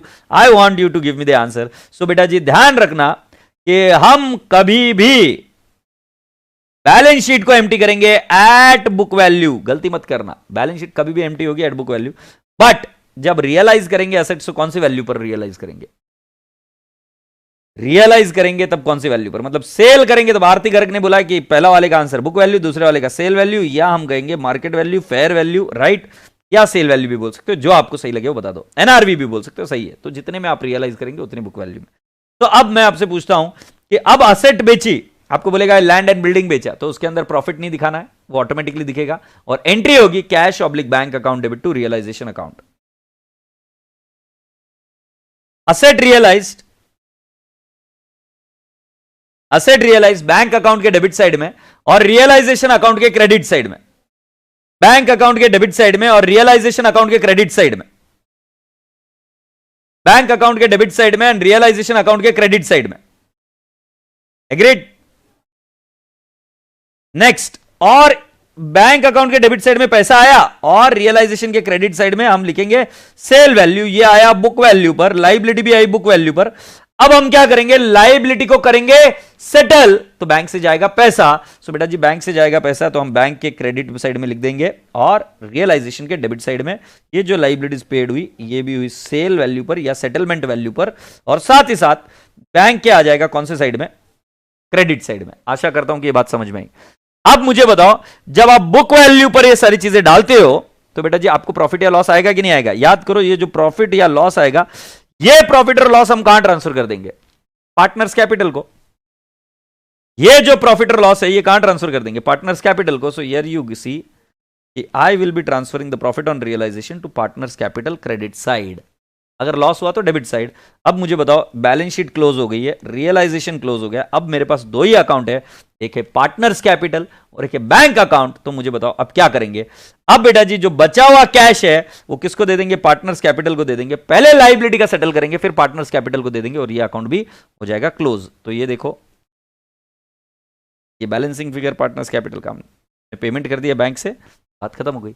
तो मैं अभी आपसे पूछूं चीजें, क्या फ्लो समझ में आ गया क्या आपको? Have you understood the flow? मोटा मोटी जर्नल एंट्रीज तक जाना अभी तक बाकी है, बट क्या मोटा मोटी फ्लो समझ में आ गया क्या? तो write down the heading now, journal entries. Write down the heading journal entry.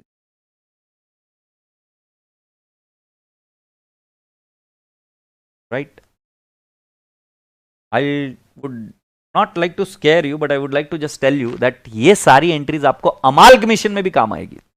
Yes, अमाल्गमेशन में काम आएगी, अमाल्गमेशन एंड सेल ऑफ फॉर्म में भी काम आएगी. तो बेटा जी अपेक्षा सिर्फ इतनी है कि आप सभी लोग जर्नल एंट्रीज अच्छे से लिखेंगे और उन सभी जर्नल एंट्रीज को लॉजिकली समझेंगे भी।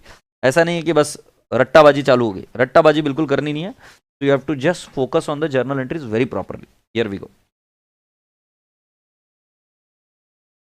ये नोट्स जानबूझकर नहीं दिए हुए, नहीं तो तुम एंट्रीज देखने चालू हो जाते हो। तो मैं आपको पहले एक एक चीजें लिखता हूं और आप मुझे बताना कि transfer all assets from balance sheet, right. तो मुझे इसके एंट्री चाहिए, transfer all assets from balance sheet, मुझे इसके एंट्री चाहिए कैश को छोड़कर, एक्सक्लूडिंग कैश मुझे एंट्री चाहिए। मैं इंतजार में आपके, एक्सक्लूडिंग कैश मुझे एंट्री बता दीजिए।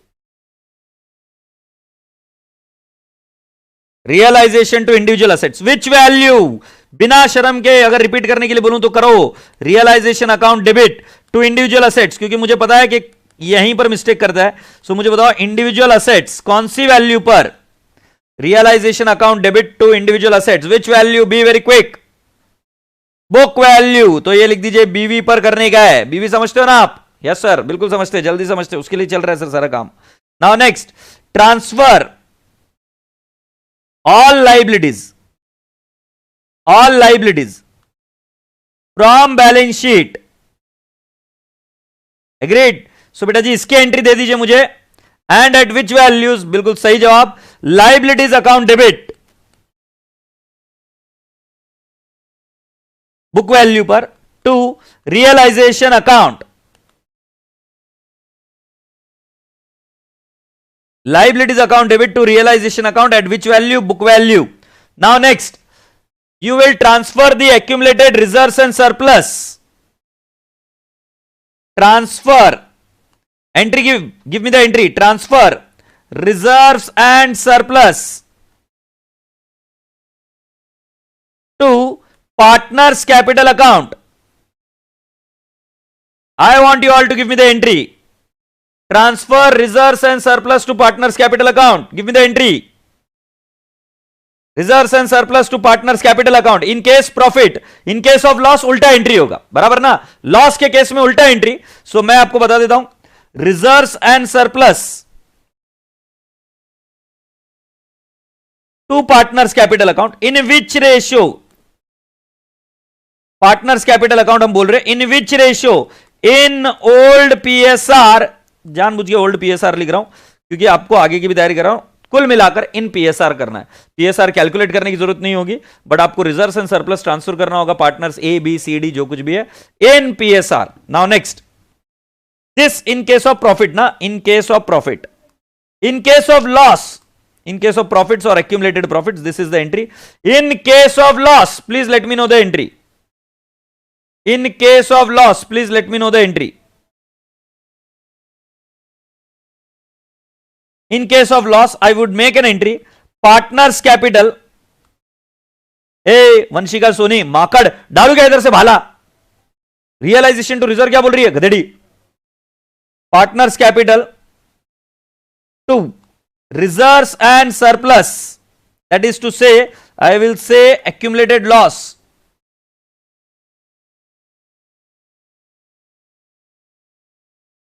And boys and girls, this I would say that in old PSR only. तो लॉस रहा तो एंट्री उल्टी हो जाएगी, एग्रीड।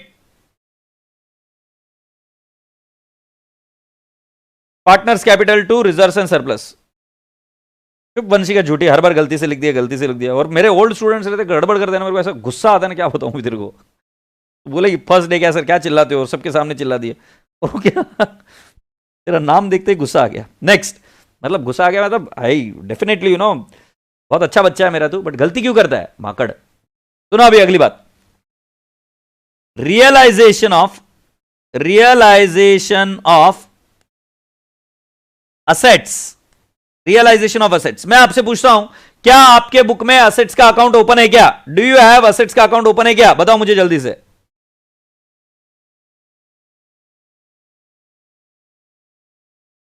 ये देखो कामयाब क्या बोल रहा है, ग्रुप 1 के साथ साथ गलती कर रही है सर, वो मैं पेनड्राइव में भी देखा हूं, देख ले। तो मुझे बताओ आपके बुक्स में कोई भी असेट अकाउंट ओपन है क्या?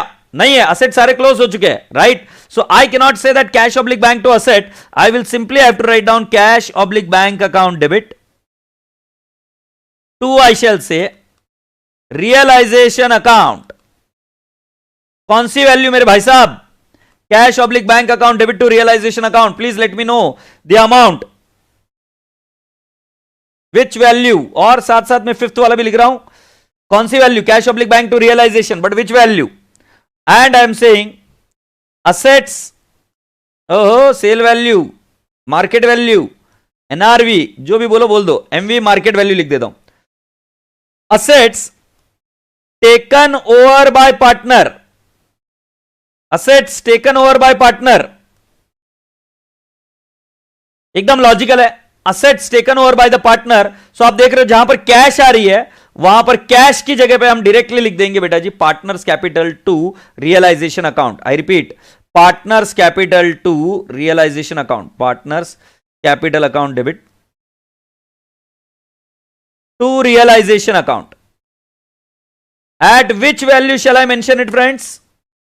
I will mention it at market value, market value. So partners capital account debit to realization account, I have simply mentioned it. Agreed? ये हो गई एंट्री नंबर 5। एंट्री नंबर 6 के बारे में बात करते हैं। Assets taken over by partner हो गया, partners capital account debit to realisation account. आशा करता हूं कि ये बहुत अच्छे से समझ में आए आपको। Now let's go on and talk about assets assigned to liability. इसको थोड़ा सा पेंडिंग रखता हूं, 3-4 लाइन छोड़ देना, बट ये एंट्रीज एक साथ करना लॉजिकल है, बट 3-4 लाइन छोड़ देना, अभी कुछ लिखना नहीं है, लीव 3-4 लाइन। 6 हो गया। 7th आई वुड से लाइबिलिटीज डिस्चार्ज। और बाप रे नो एंट्री, कोई लॉजिक तो बता दे। लाइबिलिटीज डिस्चार्ज,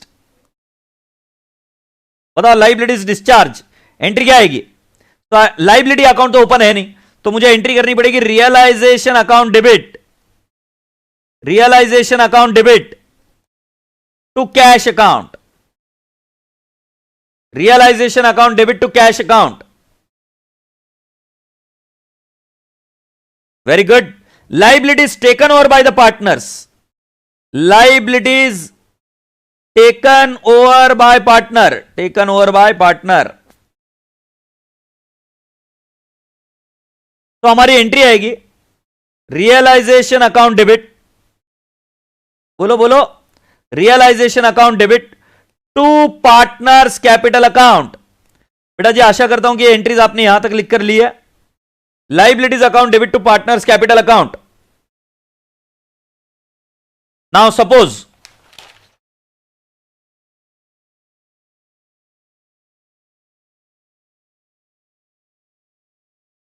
बेटा जी ये जो रियलाइजेशन है इसके लिए कुछ खर्चा लगता है, राइट? रियलाइजेशन एक्सपेंसेस हम बोलते हैं।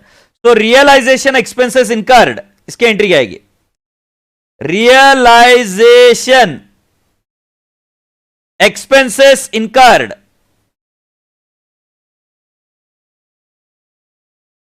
रियलाइजेशन एक्सपेंसेस इनकर्ड मतलब आप समझते हो कि बेटा जी अभी आपको डिसॉल्व करना है, तो यू विल इनकर सम एक्सपेंडिचर, राइट? तो उस एक्सपेंडिचर का पेमेंट कर रहे हो, उसकी एंट्री क्या आएगी?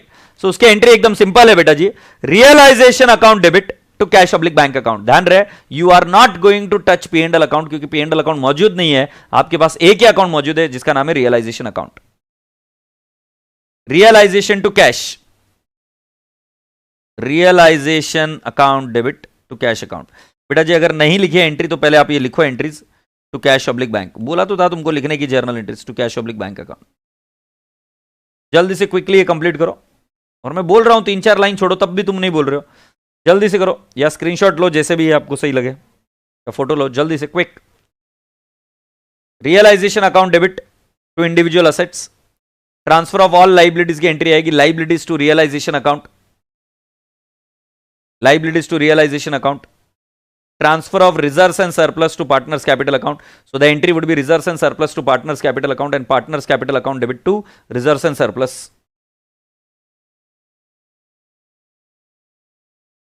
लिखा है, बस 7 के बाद में दिखा दो। Okay, done done done sir. Very good. कौन है ये? Study bro. स्टडी ब्रो अच्छा नाम, अपना खुद का नाम लिखने का बेटा, ऐसा नहीं करने का। Don't use an artificial fake ID, but your answer is right.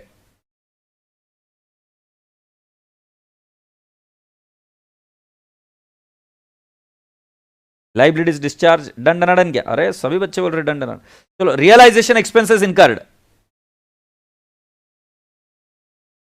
10th वाले नंबर की एंट्री देख लेते, 10th नंबर की एंट्री देख लेते। स्टार्टिंग से फोटो लेना चालू, ये बात भी सही है, बट अब क्या करे बच्चा। नहीं रे, आगे चलते चलते चीज़ें सेट हो जाती है। अभी तो क्या है, नए नए, तुम भी मुझे देख रहे हो, तुम में से कुछ बच्चे क्या है, बाबा सही से पढ़ाता है कि नहीं। मेरे को है ना पहले के 4-5 दिन है ना ऐसा लगता है कि भाई ये 4-5 दिन बीते, बात खत्म, उसके बाद में तो फैमिली बन जाते। पहले 4-5 दिन तो मेरे को क्या किस तरीके से देखते कुछ समझ में नहीं आता मेरे को। I mean it is very very difficult situation है। और जिस दिन तुम भी जाओगे ना ऐसी सिचुएशन में से, तुमको भी ऐसा लगेगा क्या चल रहा है यार, मतलब not great, you know, it's not good. ठीक है, एक बार 4-5 दिन गया तो बात खत्म। बशी दे दो ना सर, बहुत दिन नहीं मिले। अरे तुम सामने रहते हो तब बशी देने में मजा आती है, ऐसे बशी में मजा नहीं आती। अच्छा अभी next, realisation permanent to sir realisation expenses, realisation expenses paid by partner, realisation expense paid by partner. I want you all to give me the entry. Realisation expense paid by the partner, जल्दी से entry बताओ। नहीं, इस बार Telegram का group सिर्फ जो जायज लोग हैं उनके साथ ही टेलीग्राम का ग्रुप बनाऊंगा। हर बार नाजायज लोग आ जाते हैं तो उसके अंदर और तांडव मचाते हैं। इस बार जायज लोगों के साथ ही बनाऊंगा टेलीग्राम ग्रुप। नहीं, अभी नहीं बनाऊंगा टेलीग्राम ग्रुप। जल्दी से मुझे बताओ, realization expenses paid by partner. So can I not say realization account debit to partners capital. देखते इसके एंट्री कौन देते हैं। Realization account debit to partners capital account. 11 realization expenses paid by partner and borne by him. अब इसका meaning क्या है मैं तुमको समझाता हूं। देखो क्या हुआ, 3 पार्टनर है, तीनों में से एक पार्टनर को बोला गया कि तू एक काम कर, डिसोल्यूशन तू कर और उसके लिए तेरे को कमीशन मिलेगा। फोकट में थोड़ी ना काम करेगा, सी थोड़ी ना लिखा है, और जो सी लिखा है वो कमीशन का लिखा हुआ है। तो उसको बोला है कि देख भाई तेरे को कमीशन देंगे, इतना कमीशन ले लेना, तो मजा कर, लाइफ में आराम से रहे, बट जितना भी रियलाइजेशन का खर्चा है ना वो सारा का सारा तू बियर करेगा। तो इसकी क्या एंट्री आएगी? The answer is no entry, क्योंकि बिजनेस के बुक्स में कोई एंट्री आने वाली नहीं है कि it is to be borne by him and it is paid by partner. तो हम इसकी एंट्री क्या कर देंगे? No entry. Am I communicating clearly? तो the entry is what? No entry. I hope you people have understood so far.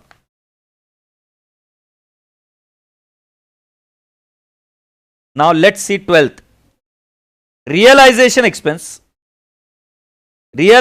expense paid by firm and borne by partner.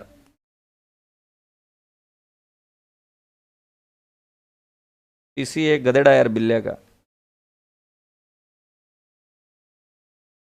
And borne by partner, borne by partner. मुझे entry बताओ इसके, देखते कितने बच्चों का entry है। Paid by firm है but borne by partner है। Partners capital to bank. Monisha very good बेटा जी, क्योंकि इसके अंदर ये हमारा खर्चा नहीं है, फर्म का खर्चा है क्या? नहीं। सो हम रियलाइजेशन अकाउंट का हाथ नहीं लगाएंगे। So we are going to make an entry partners capital. इस नालायक से पैसे वसूलने हैं टू कैश, क्योंकि कैश तो जा रही है। तो हम क्या करेंगे? Partners capital account debit to cash account. Partners capital account debit to cash account. So राजा बेटा जी यहां पर हम लिखे realization expense paid by firm borne by partner. Partner ने बियर करना है बट फर्म ने भर दिया, तो एंट्री क्या होगी? Partners capital to cash, right? With this boys and girls, now let's go on and talk about the next. Right. बाकी की चीजें इतनी जरूरत नहीं है अभी मुझे, ठीक है। Now listen to me, next part of the story. ये यहां तक आपने एंट्रीज लिख दी। नेक्स्ट, अब बेटा जी असेट्स कहां जाती है? ये रियलाइजेशन अकाउंट है, राइट? ये इधर मान लो ये डेटर्स है, 2 डेटर्स इधर ट्रांसफर हो गया, राइट? 5000। इस डेटर्स के अंदर एक आदमी का नाम लिखा हुआ है, क्या नाम है? ध्रुवी। ये ध्रुवी इधर है, ओके? ध्रुवी बेटा इधर आए हो तुम, डेटर हो, तुमसे पैसा आना है ध्रुवी। ध्रुवी बोलते क्या सर तुम है ना चुप बैठते क्या थोड़ी देर, क्यों क्या हो बेटा, ये इधर देख रहे क्या बाय क्रेडिटर्स जो तुमने लिखा है ना, राइट 50,000, उसके अंदर मैं हूं ध्रुवी, मतलब एक ही व्यक्ति मेरा डेटर भी है क्रेडिटर भी है, ऐसा होता है। तब बोन बाय पार्टनर में पार्टनर्स कैपिटल अकाउंट में एंट्री होगी sir, yes partners capital account में एंट्री होगी, क्योंकि एंट्री क्या है partners capital to cash, so partners capital में एंट्री 100% होगी, राइट। और दूसरा क्या बोल रहा है सर एक्सपेंस की एंट्री नहीं होगी क्या, नहीं बेटा जी, क्योंकि हम एक्सपेंस बियर कर ही नहीं रहे। अब मैं विजेंद्र तुझे एक बात बताऊंगा इसके बारे में, मुझे एक थोड़ा सा दे दे। सो अब ये कॉमन डेट हो गया, ये ध्रुवी बोली कि मैं लाइबिलिटी भी हूं और मैं असेट भी हूं, और ये डेटर्स मेरा इसके अंदर है और लाइबिलिटीज भी रियलाइजेशन के अंदर ही है। सो बेटा जी अगर मैंने बोला कि मैंने एक असेट दे दी, किसको, लाइबिलिटी को, मान लेते हैं मैंने एक मेरा, एक काम करते इधर डेटर्स की जगह पे मैं इधर लिख देता हूं, एक लैंड है मेरे पास 5,000 की, मैं ध्रुवी को बोला ए ध्रुवी सुनना मेरी लैंड लेके जा यार, मेरे को गिरगिरी नहीं दे यार, लाइबिलिटी सेटल कर, राइट। तो उस केस में आपको पहले निकालनी पड़ेगी सेटलमेंट अमाउंट, कितने की चीज में सेटलमेंट किया। तो मान लो लैंड बुक वैल्यू 5,000 है बट सेटल होने वाली 45,000 में। तो बेटा जी अब आप क्या करोगे, 45,000 से ये लाइबिलिटी सेटल हो जाएगी, मतलब ये हो गया 0 और ये हो गया आपका 45,000 से कम, और इधर रह जाएगा सिर्फ बैलेंस 5,000। तो इसके लिए हम इसको सेटलमेंट 45,000 का होगा, सो 45,000 की नो एंट्री होगी, क्योंकि एंट्री करेंगे भी। So realisation to cash, payment जो कर रहे हैं, तुमने बोला realisation to cash, but cash तो दे ही नहीं रहा हूं, राइट कैश नहीं दे रहा हूं, और जो असेट रियलाइज होगी उसकी एंट्री क्या होगी, कैश टू रियलाइजेशन। अरे बाबा लैंड को जो पैसा मिलेगा उसकी एंट्री क्या होगी, कैश टू रियलाइजेशन, 45,000, और इधर 45,000 और 45,000, हमने 45,000 पे किया मान लो लाइबिलिटी को।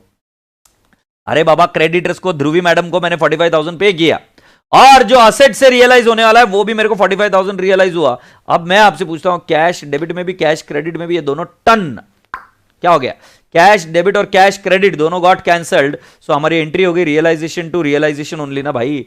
तो जितनी सेटलमेंट वैल्यू कम कर बैलेंस लिख देने का, बट बेटा जी इसकी एंट्री नहीं होगी। तो जो मैंने यहां पे बोला ना असेट असाइन टू लाइबिलिटी, तो इसका आंसर आएगा नो एंट्री।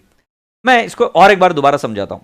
सपोज मान लो तुम्हारे पास में कोई बिल्डिंग है, तो एमजी दे दूं, चल शुभम मैं तुझे एमजी दे देता हूं मेरी, और तू मुझे तेरा ये दे दे, क्या बोलते हैं, घर दे दे, मैंने तेरे बारे में पता किया है बहुत बड़ा घर है। ये देखो ये इधर मैंने मान लो हमारा इधर रियलाइजेशन अकाउंट में बहुत बड़ा प्लांट एंड मशीनरी है, राइट, प्लांट एंड मशीनरी ये 50,000 का, ये ध्यान रहे बुक वैल्यू पर है, ओके। और यहां पर हमारे लाइबिलिटीज है, ये लाइबिलिटीज है, लेट्स टेक एन एग्जांपल 25,000। अब मैंने बोला लाइबिलिटी को दे दिया मैंने, लाइबिलिटीज को क्या दिया, प्लांट एंड मशीनरी दिया। लाइबिलिटीज को कैश देते तो एंट्री होती realisation to cash, but liabilities को कैश नहीं दिया रे, लाइबिलिटी को प्लांट एंड मशीनरी दिया। प्लांट एंड मशीनरी बोलती है आइला मैं तो रियलाइजेशन में बैठे ली है, तो एंट्री कैसे होगी, तो इसकी नो एंट्री आएगी, बट लाइबिलिटी खत्म हो जाएगी और प्लांट एंड मशीनरी भी आपके बुक्स में बचेगा 25,000 का। बोलो हाँ या ना। तो इसके ऊपर जब हम प्रॉब्लम करेंगे तब और डिटेल में देखेंगे, बट आप एक बात समझ लो कि राजा बेटा जी हमारे यहां पर जब भी asset is assigned to a liability or liability is assigned to an asset, then there is no entry which I have to do. So can you please write a note, when asset is assigned to a liability you have to make no entry, asset assigned to liabilities no entry, but आगे लिखूंगा reduce assets and liabilities at market value, reduce assets and liabilities at market value. Agreed?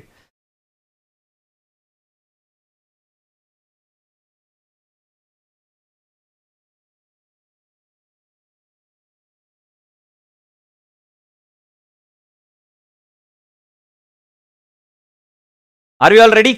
So with this I will do now question number first, but at the same time आपको ये सब चीजें मिल जाएगी आपके description section में।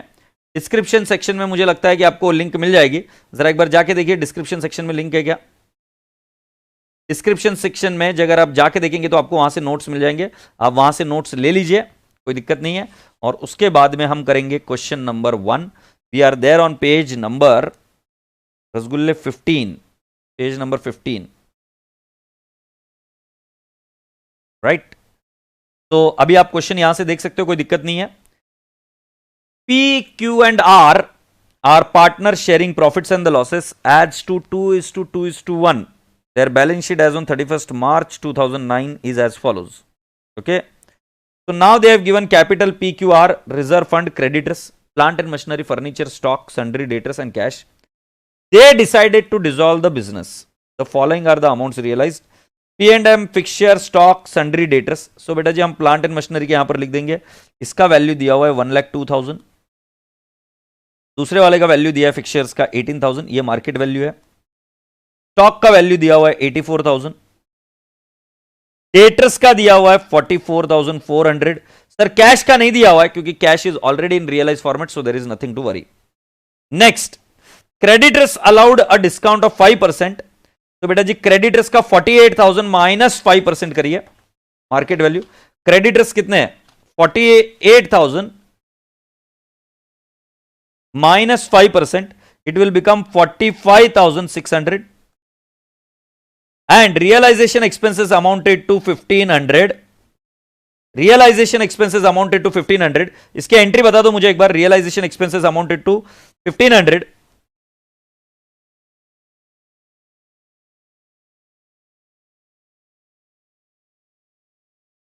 Realization expenses amounted to 1,500. इसके entry बता दो.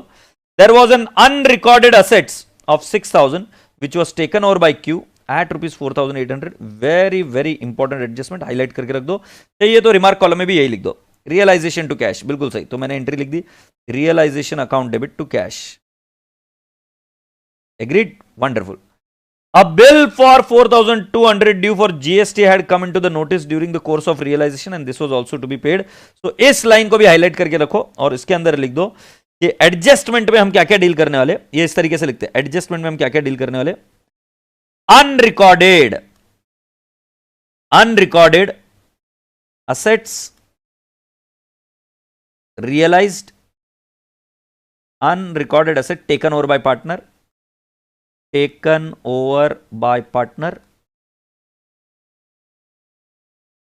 and unrecorded liability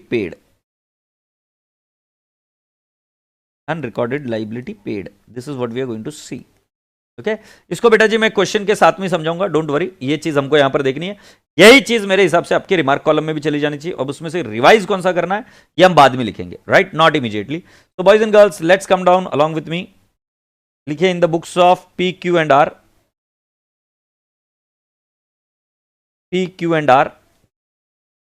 अब इसमें नई बैलेंस शीट बनाने की जरूरत नहीं है क्योंकि बेटा जी बैलेंस शीट आपको बनाकर दी हुई है. तो we will go here and write down in the books of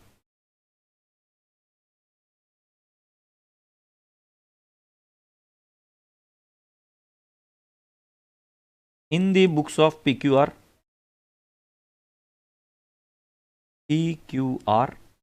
हमारा पहला बनेगा realisation account. Create realisation account for at least 20 lines. और ध्यान रहे आपको स्केल यूज करना है बेटा जी, प्रेजेंटेशन अच्छे से होना चाहिए. Realization account, then you have got this realization account by इधर. Create realisation account, right. Use scale pencil बेटा जी, बिल्कुल एरोगेंस मत दिखाना, right. Create it properly, it should look as beautiful as you are. Partners capital account.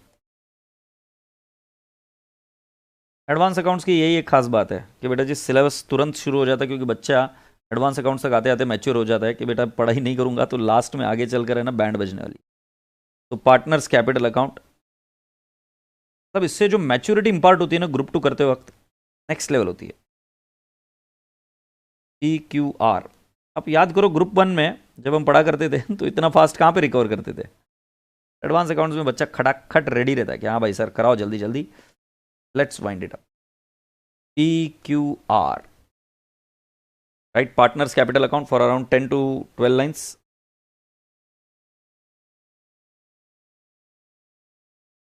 PQR. अरे शर्वरी गणू, ये किसका DP है तेरा? ये बाबा कुठली बाई आहे ही? पण इकडनं डीपी दिसत नहीं है शर्वरी तुझी. शर्वरी क्या चालू है? मम्मी पापा देख लेंगे क्या बोलेंगे. और कैश ऑब्लिक बैंक अकाउंट.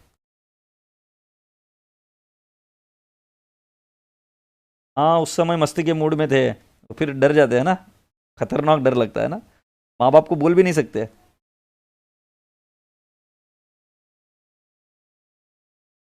ये शर्वरी बदली बदली लग रही है नहीं?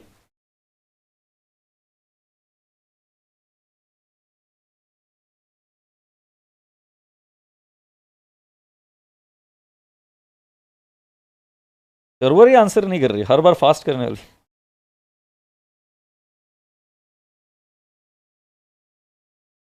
नहीं यार, पर डीपी में क्या है मेरे को समझ में नहीं, मेरे को दिख नहीं रहा, बड़ा नहीं हो रहा है डीपी, पर वो आदमी बुढ़ा लग रहा है। नहीं मोटा लग रहा है, सॉरी, मोटा लग रहा है, सॉरी, कान पकड़े मैंने। ठीक है, चलो let's go on and let's start here. Realisation account में आ जाओ मेरे रसगुल्लो। तुम्हें पता है क्या बेटा, आज पता नहीं, I am more comfortable in this advance account batch than earlier. Kunal बेटा बताता हूं, डोंट वरी। कुणाल बताता हूं कि बेटा डेफर्ड रेवेन्यू एक्सपेंडिचर क्या होता है, बता दूंगा, डोंट वरी, आने तो दे एक बार, मैं बता दूंगा। तो please let's start with the story. यहां पर हमको जाना है और पहले हमें पूरा का पूरा बैलेंस शीट को खाली करना है।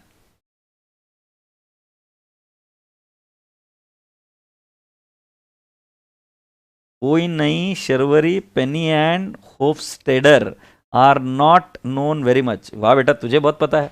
हाँ नवल बेटा, कोई बात नहीं बेटा, नवल वेरी गुड, तुझे बहुत पता है, वंडरफुल। बच्चों अपने को नहीं पता है, नवल को पता है ना?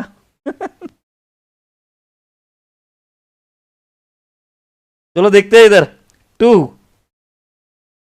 Plant and machinery, to plant and machinery, to plant and, ध्यान रहे जब आप इधर लिखो तो आपको लिखना है to plant and machinery. I repeat, तब आपको क्या लिखना है, to plant and machinery, right. आपको यहां पर एक और चीज, डायरेक्टली टू असेट्स नहीं लिखना। 12th में कई सारे बच्चे टू असेट्स लिखते थे, ये गलत है। टू असेट्स नहीं लिखना है, क्योंकि आपका पोस्टिंग जाना चाहिए प्लांट एंड मशीनरी को, प्लांट एंड मशीनरी खाली हो जाना चाहिए, right. Let's come down to this part and write down plant and machinery. I will write down 1,08,000. Write it in the outer column, add book value. Then two fixtures account 24,000. Two stock account, to stock account 60,000. And two sundry debtors account. What will I write down? 48,000. Lovely people, now we are expected to write down the liability on the credit hand side. Cash will go in the cash account, and here I will write down buy creditors, mart से mart बच्चा, माटुड़िया से माटुड़िया बच्चा, इतना लिख के आएगा, है कि नहीं? 48,000, राइट। जैसे हम बोलते हैं बेटा तुमको क्या क्या आता है घर का काम, मैं पूछता हूं ना तुमको, तुम बोलते सर पानी गर्म कर लेता हूं। हाँ बस वही बोल रहा हूं कि बेटा जी उसी तरीके से बैलेंस शीट को खाली करते आना चाहिए। तो क्या होगा सर, इससे हम पास हो जाएंगे? नहीं बेटा, अगले अटेम्प्ट में हेल्प होगी, कुछ मार्क्स मिलेंगे बट अगले अटेम्प्ट की हेल्प हो जाएगी। और कैपिटल अकाउंट में बेटा जी by balance brought down, by balance brought down, और हम कितना लिखेंगे? 1,20,000, 48,000 और 24,000। अरे कौन है, पर्टिकुलर से नहीं लिखना है, अरे कौन है ये वाला? मेरे आशुतोष, बस तुझे एक बार खुपचे में मिलना है वापस एक बार। चेंज केला फोटो, आता ही कोण आहे? आता काही विद्यार्थ्यांचं लक्ष लागणार नाही, असं करायचं नहीं बाळा। क्या है, अब फोटो चेंज किया, अब कुछ बच्चों का ध्यान नहीं लगेगा, ऐसे थोड़ी नहीं करते। तो आ जाओ, तो मैं अभी आपको लिख रहा हूं बाय बैलेंस ब्रॉट डाउन। ये हमने क्या कर दिया बेटा जी, कैपिटल अकाउंट को खाली कर दिया। बाय रिजर्व फंड, बेटा कौन से बैलेंस में, कौन से रेशियो में? By reserve fund, by reserve fund,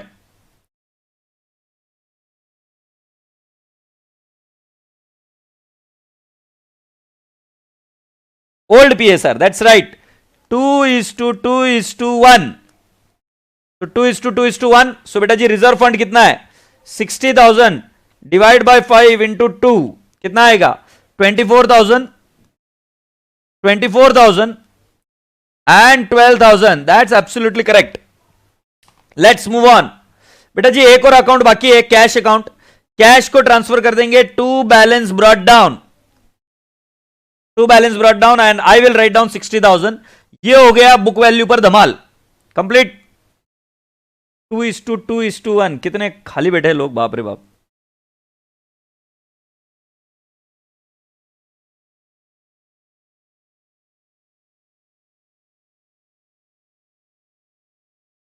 Shall we go ahead?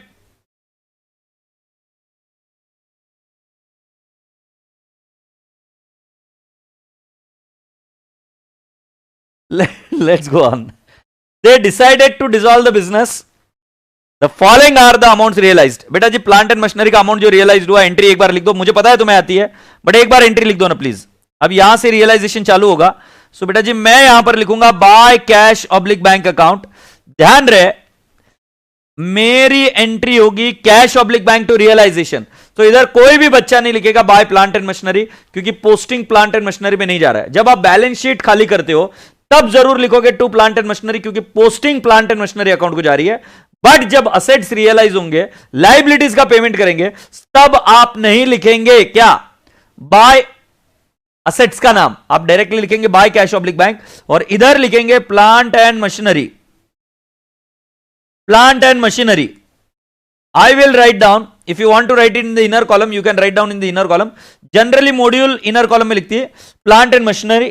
Right? I will write down 1,02,000. Whenever you write down this tick mark here also कि ये asset realized है, पेंसिल से करो कैसे भी करो, बट ये realize हो गया लिखो. Next हम लिखेंगे fixtures. फिक्चर्स कितने से रियलाइज हुआ राजा बेटा जी? I would say that it is realized by 18,000 and I will simply tick mark 18,000 as well. 18,000 is realized. Then boys and girls, we have got something called as stock. So I will write down stock. What is the amount of stock? 84,000. I will tick mark 84,000. Sundry debtors. I will write down sundry debtors. I might write down 44,400. Appreciate this. Now I want you all to ask कि अगर मान लो इधर और एक asset होती to land, suppose there would have been one more asset to land. So बेटा जी land की जो भी बुक वैल्यू है उस पर आप अज्यूम करोगे कि लैंड रियलाइज हुई है. मेरी बात ध्यान से सुनो बेटा जी, इन सभी की रियलाइजेबल वैल्यू दी है. मैं टिक मार्क करना क्यों सिखा रहा हूं ये बता रहा हूं आपको. इधर सभी की रियलाइजेबल वैल्यू दी है. ऐसा हो सकता है एक आध क्वेश्चन में किसी एक असेट की रियलाइजेबल वैल्यू ना दे, जैसे लैंड है, इधर टू लैंड है नहीं, बट सपोज मान लो लैंड है, अब उसकी रियलाइजेबल वैल्यू नहीं दी है, तो आपको अज्यूम करना है कि it is realised at book value. I repeat, you have to assume that it is realised at book value. Now outer column में इसकी टोटल आ जाएगी 22,48,400. Agreed.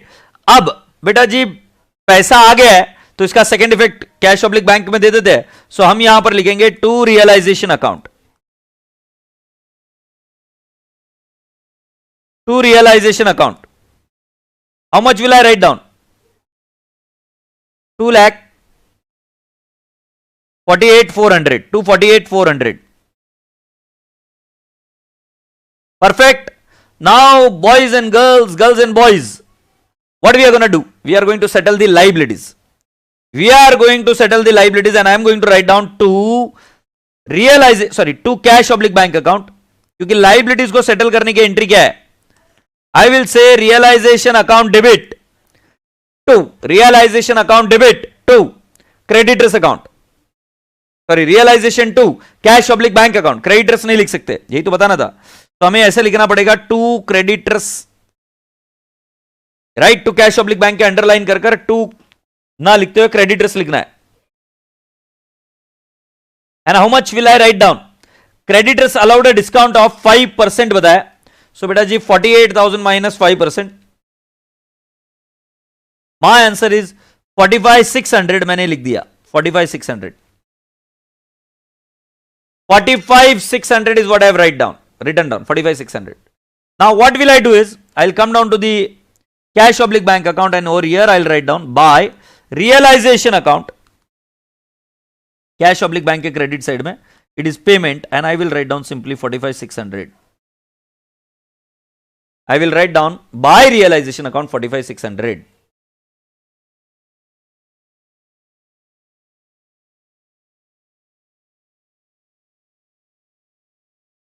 Appreciate this, boys and girls, girls and boys. Now my next question to you all is, आगे क्या करना है? Realisation expenses amounted to 4,500. So realisation expense की entry क्या होगी? Realisation account debit to cash oblique bank. I will write down again here to cash oblique bank. ये समझाने के लिए बेटा कि रियलाइजेशन एक्सपेंस की एंट्री हम बाद में करते हैं. कुछ बच्चे मुझे पूछेंगे सर कंबाइन कर सकते थे क्रेडिटर्स के साथ? यस, कंबाइन कर सकते थे, बट मुझे आपको लॉजिक समझाना है कि पहले लेवल पर हमने एसेट्स रियलाइज की, लायबिलिटीज पेमेंट की, और रियलाइजेशन एक्सपेंसेस अभी लिख रहा हूं. Right, realisation expense I will write down 1500. इसका सेकंड इफेक्ट हम देंगे रियलाइजेशन अकाउंट के क्रेडिट साइड के, डेबिट के बाद में कैश के क्रेडिट साइड में. तो मैं कैश के क्रेडिट साइड में लिख दूंगा बाय रियलाइजेशन अकाउंट.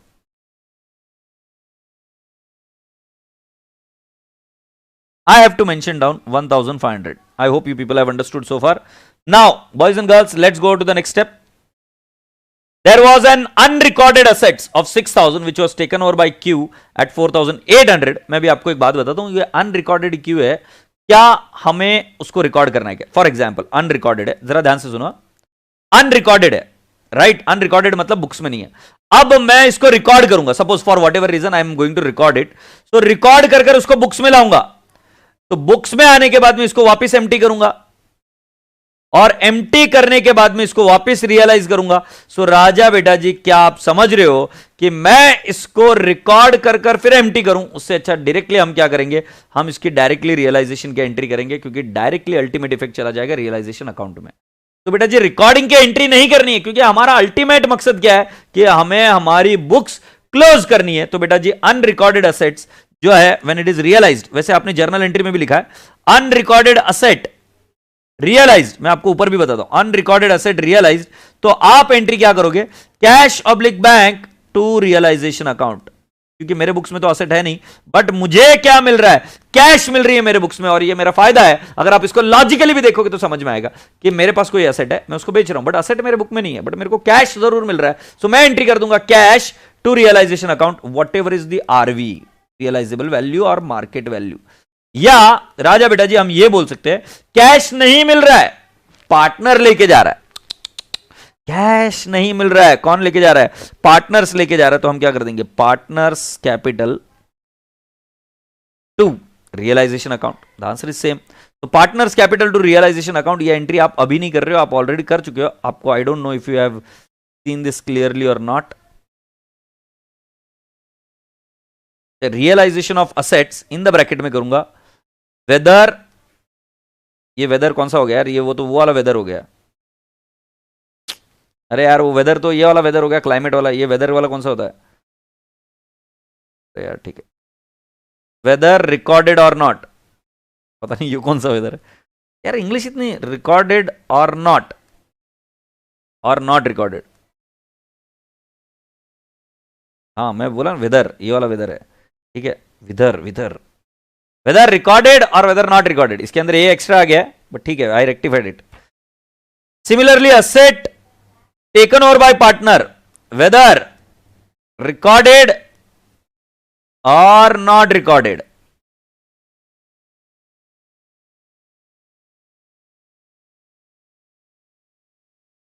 मिक्स लिख दिया सर आपने. ठीक है, तुम क्या बोल रहे? WHETHER ना, ले तू खुश रहे. WHETHER whether. ठीक है पिल्लुड़िया, लॉट्स ऑफ लव. ये बाबा की भाषा है, समझ जाओ. बिल्कुल सही है बेटा, तेरे को सल्यूट है मेरे भाई शुभम भाई. तो राजा बेटा जी अब आप मुझे बताओ कि unrecorded asset is taken over by partner, कितने? 6,000 की है, टेकन ओवर बाय 4,800. इसकी एंट्री चाहिए मुझे इसकी एंट्री चाहिए. मला एंट्री पाइजेल. Mayur Ladda can use if in place of whether. I do it sir, I do it. मेरे को इंग्लिश नहीं था ना मेरे फाउंडेशन में, इसलिए आता नहीं बेटा. मैं करूंगा अभी, है ना, पक्का करूंगा. अमाउंट के साथ बताओ. बिल्कुल सही. Q account debit to realisation account, सही है. अमाउंट के साथ बताओ. तो हम यहां पर लिखेंगे 2। Very good, 4800, amazing. तो हम क्या लिखेंगे 2 रियलाइजेशन अकाउंट। क्यों भैया ने जो असेट लेकर गया वो वैल्यू एग्री की है 4800, बुक वैल्यू का कोई लेना देना नहीं, वो कंफ्यूज करने के लिए है, राइट। अगर 6000 लिखा तो लोग दूर दूर से पत्थर मारेंगे, ऐसा मत करना। अब ये इधर है, क्रेडिट साइड में हम लिख देंगे by Q account assets taken over 4800. I hope you people have understood. 4800 is what I write down. Assets taken over 4800 is what I have written down. All right. Once this is done, then we have got next. A bill for 4200 due for GST had come to the notice during the course of realization and this was also paid. अब मुझे बताओ GST का notice है, payment करना पड़ेगा कि नहीं करना पड़ेगा? नहीं तो एनओसी नहीं मिलेगी। मुझे जल्दी से बताओ कि क्या आप 4200 का पेमेंट करोगे या नहीं करोगे? जीएसटी वाले को बोलेंगे नहीं भाई मैं नहीं कर रहा है। Will you pay? And if you are going to pay, what is the entry you are going to do? So the entry is realization account debit to cash. So realization के डेबिट साइड में हम लिखेंगे to cash oblique bank account.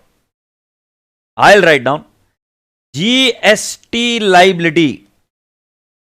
आप इसको creditors के साथ में भी मर्ज कर सकते थे, कोई दिक्कत नहीं है, you could have done it.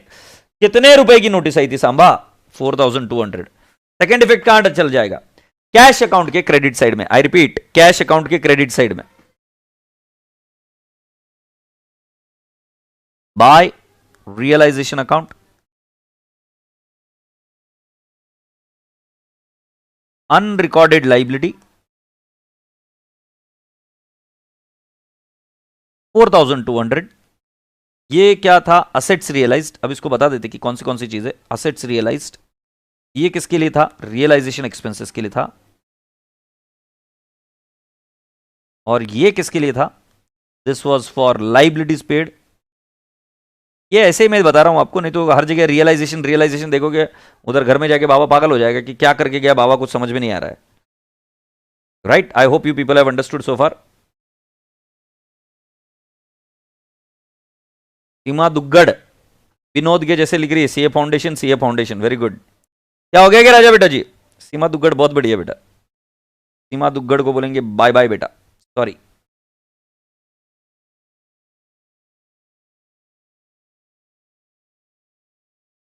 Sir cash account में रिकॉर्ड करना जरूरी है क्या? Not necessary.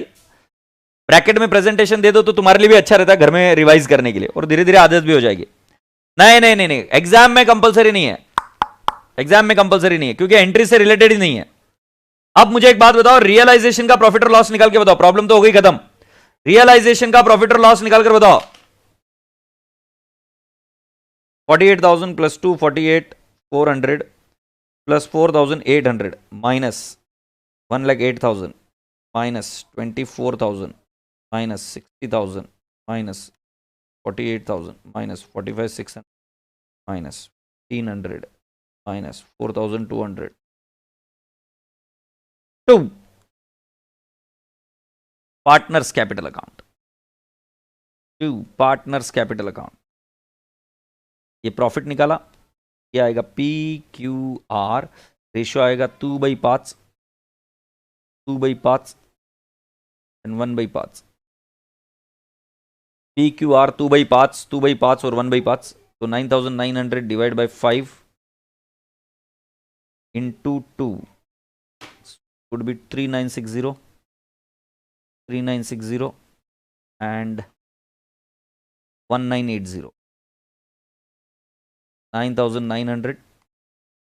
पार्टनर्स कैपिटल के क्रेडिट साइड में लिखेंगे ये टैली बाय क्या लिखेंगे? Partners sorry by realisation account, profit है ना, by realisation account. I shall write down 3960 and 1980। अब मैं आपसे पूछना चाहूंगा राजा बेटा जी कि इसको क्लोज कर दो, पीक्यूआर को क्लोज कर दो, बी क्विक, क्लोज पीक्यूआर, और कैश में क्लोज करोगे, right. So this was balancing figure, this all star mark balancing figure. and here you close it and write down to cash oblique bank account, and I will write down 1,20,000 plus 24,000 plus 3960, ये हो जाएगा 147,960. Okay, then दूसरा वाला है 48,000 plus 24,000 plus 3960 minus 4,800 and it will turn out to 71160, and next 24,000 plus 12,000 plus 1980 equal to 37,980. This tallies. अब इसके बाद में ये कैश ऑब्लिक बैंक में पोस्टिंग कर देखो क्या कैश अकाउंट टैली हो रहा है क्या, by P account, by Q account and by R account, P Q R account. ये टैली देख लेते होता है कि नहीं होता है, नहीं तो लिख रहा हूं मैं 147,960, 147,960. दूसरे वाले पंटर का कितना है 71160, 71160. ओके, तीसरे वाले 37,980, 37,980. अब मुझे देखकर बताओ टैली हो गया कि नहीं हो गया. सुस्त मुर्गे टैली हुआ कि नहीं हुआ.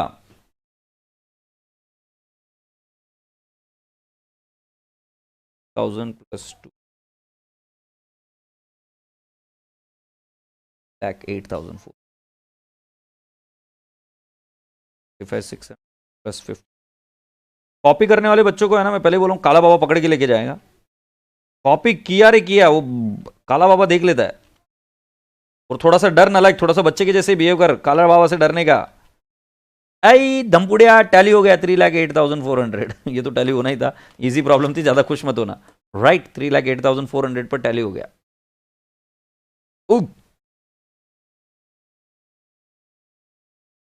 जीवन में कुछ काम खुद को ही करने पड़ते हैं, उसमें से एक काम कौन सा है बेटा जी, टोटल लेने का काम खुद का है, टोटल करने का काम खुद का है. और जीवन के कुछ काम खुद नहीं करने वाला तो सोच लो तुम्हारे साथ क्या होने वाला है. राइट, अब मुझे आप सभी लोगों से एक बहुत इंपॉर्टेंट बात करनी है, तो सभी लोग अब जरा ध्यान से सुनेंगे, एक बार ये टैली हो जाए तो. राइट,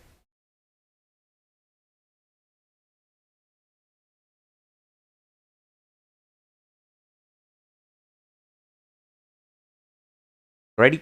तो here I am to tell you. देखो बेटा, तुम मेरे बारे में छोड़ दो, जस्ट फॉरगेट अबाउट मी.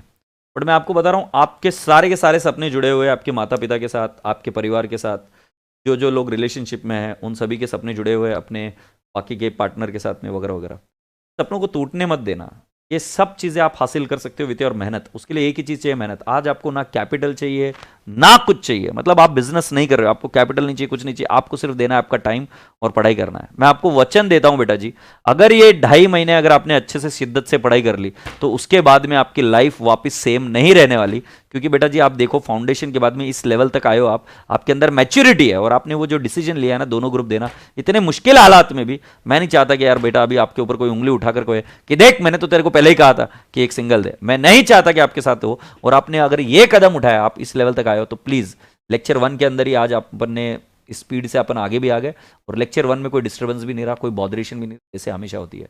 अब आप मैच्योर्ड हो, मैच्योर्ड के जैसे बिहेव करना, डरना मत, इस चीज़ से दूर रहो. मैं बता रहा हूं आपको कि आपको डर लगेगा, बाकी के सब्जेक्ट के बारे में टेंशन आएगा. मुझसे हमेशा टच में रहना, जो भी अपना टेलीग्राम चैनल है उससे टच में रहना, और मैं कोशिश करता हूं कि वहां पर आपके हर एक क्वेरी को सॉल्व करूं. राइट, बट क्वेरीज जो है वो अगर आप लॉजिकल तरीके से पूछेंगे तो 100% मेरा आंसर आएगा.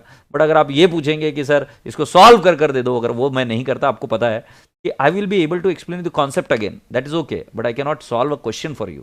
कि अगर मैं लेक्चर में पढ़ा रहा हूं तब तुझे समझ में नहीं आ रहा है, तो बेटा जी मैं उसको क्वेरी से थ्रू कैसे समझा दूंगा इन छोटे से टाइम में, या ऑडियो नोट से कैसे समझा दूंगा. तो बेटा जी कुछ भी करना, बस अगर तुम बच्चे हो, मेरे बच्चे हो, तो ध्यान रखना कि आपको कहीं से भी कॉन्फिडेंस को धक्का नहीं देने दे. आपके माँ बाप की ड्रीम्स आपके साथ है, आपके पूरे ड्रीम्स आपके साथ है, आपकी पूरी लाइफ आगे आपको है ना अच्छे से जीनी है. उसके लिए किसी भी हालत में कॉन्फिडेंस को हाथ मत लगा. Right, stay strong, you have to believe in yourself, I can do it. और ये चीज आपके लिए कोई और नहीं कर सकता. मेरा आपके ऊपर भरोसा है, 100% भरोसा है, और मुझे पता है कि आप पास हो जाओगे. बट आप इतना सा ध्यान रखो, मेरे भरोसे से इतना ज्यादा विशेष फायदा नहीं होना, आपका अपने आप पर भी भरोसा होना जरूरी है. और आप ये काम करोगे, कुछ भी दगा दे देना, ये वाला दगा मत देना. कॉन्फिडेंस चाहिए, मतलब चाहिए, ठीक है, और वो खुद पर भरोसा रखो. ठीक है, अभी इस क्वेश्चन के दौरान कोई और क्वेरी है क्या? अरे तुम कहाँ चले गए यार? अच्छा तुम यूट्यूब पर हो ना, मैं आज भूल गया, मैं तुमको टेलीग्राम पे ढूंढने लगा. अरे यूट्यूब कहाँ गई मेरी? कोई क्वेरी है तो पूछ लो. कोई क्वेरी है? यदि क्वेरी नहीं है तो बेटा जी हम कल दोबारा मिलेंगे राइट 1:45 और 1:45 से हम शुरुआत करेंगे. Will keep going ahead. तो आज don't shout sir. Ahmed Bilal, बेटा ये मेरा स्टाइल है यार, तू अब देख तेरे को जमता है कि नहीं जमता है. This is what how I deal. Okay, तेरे को जमता है कि नहीं जमता है तू देख ले, मतलब बाद में मत बोल रही हो. और मैं मेरे हिसाब से चलूंगा, तू तेरे हिसाब से चल. दुनिया में थोड़ी ना जरूरी है कि सब तेरे हिसाब से चलेंगे. Sir do we have to revise the entry? Yes, you will have to revise the entries. Alright, तो सभी बच्चे एंट्रीज को रिवाइज करेंगे और अच्छे से करेंगे. सो इसी के साथ अब हम फिर दोबारा मिलते हैं, कल वापस मिलेंगे. Alright, so bye bye, God bless you all, take care, lots of love and I will wait you for you all tomorrow. Okay, ठीक है, बाय बाय, टेक केयर. आज कोई होमवर्क नहीं, आगे बात करेंगे. आज जल्दी छोड़ रहा हूँ, कल से फिर वापस रेगुलर कर देंगे हम. यूट्यूब पर थोड़ा सा आगे पीछे होगा बेटा टाइमिंग, बट उसके बाद में हम नॉर्मल हो जाएंगे. राइट, एक बार अपना रेगुलर लेक्चर शुरू हो जाता है फिर अपना चालू हो जाएगा, है ना. चलो बाय बाय.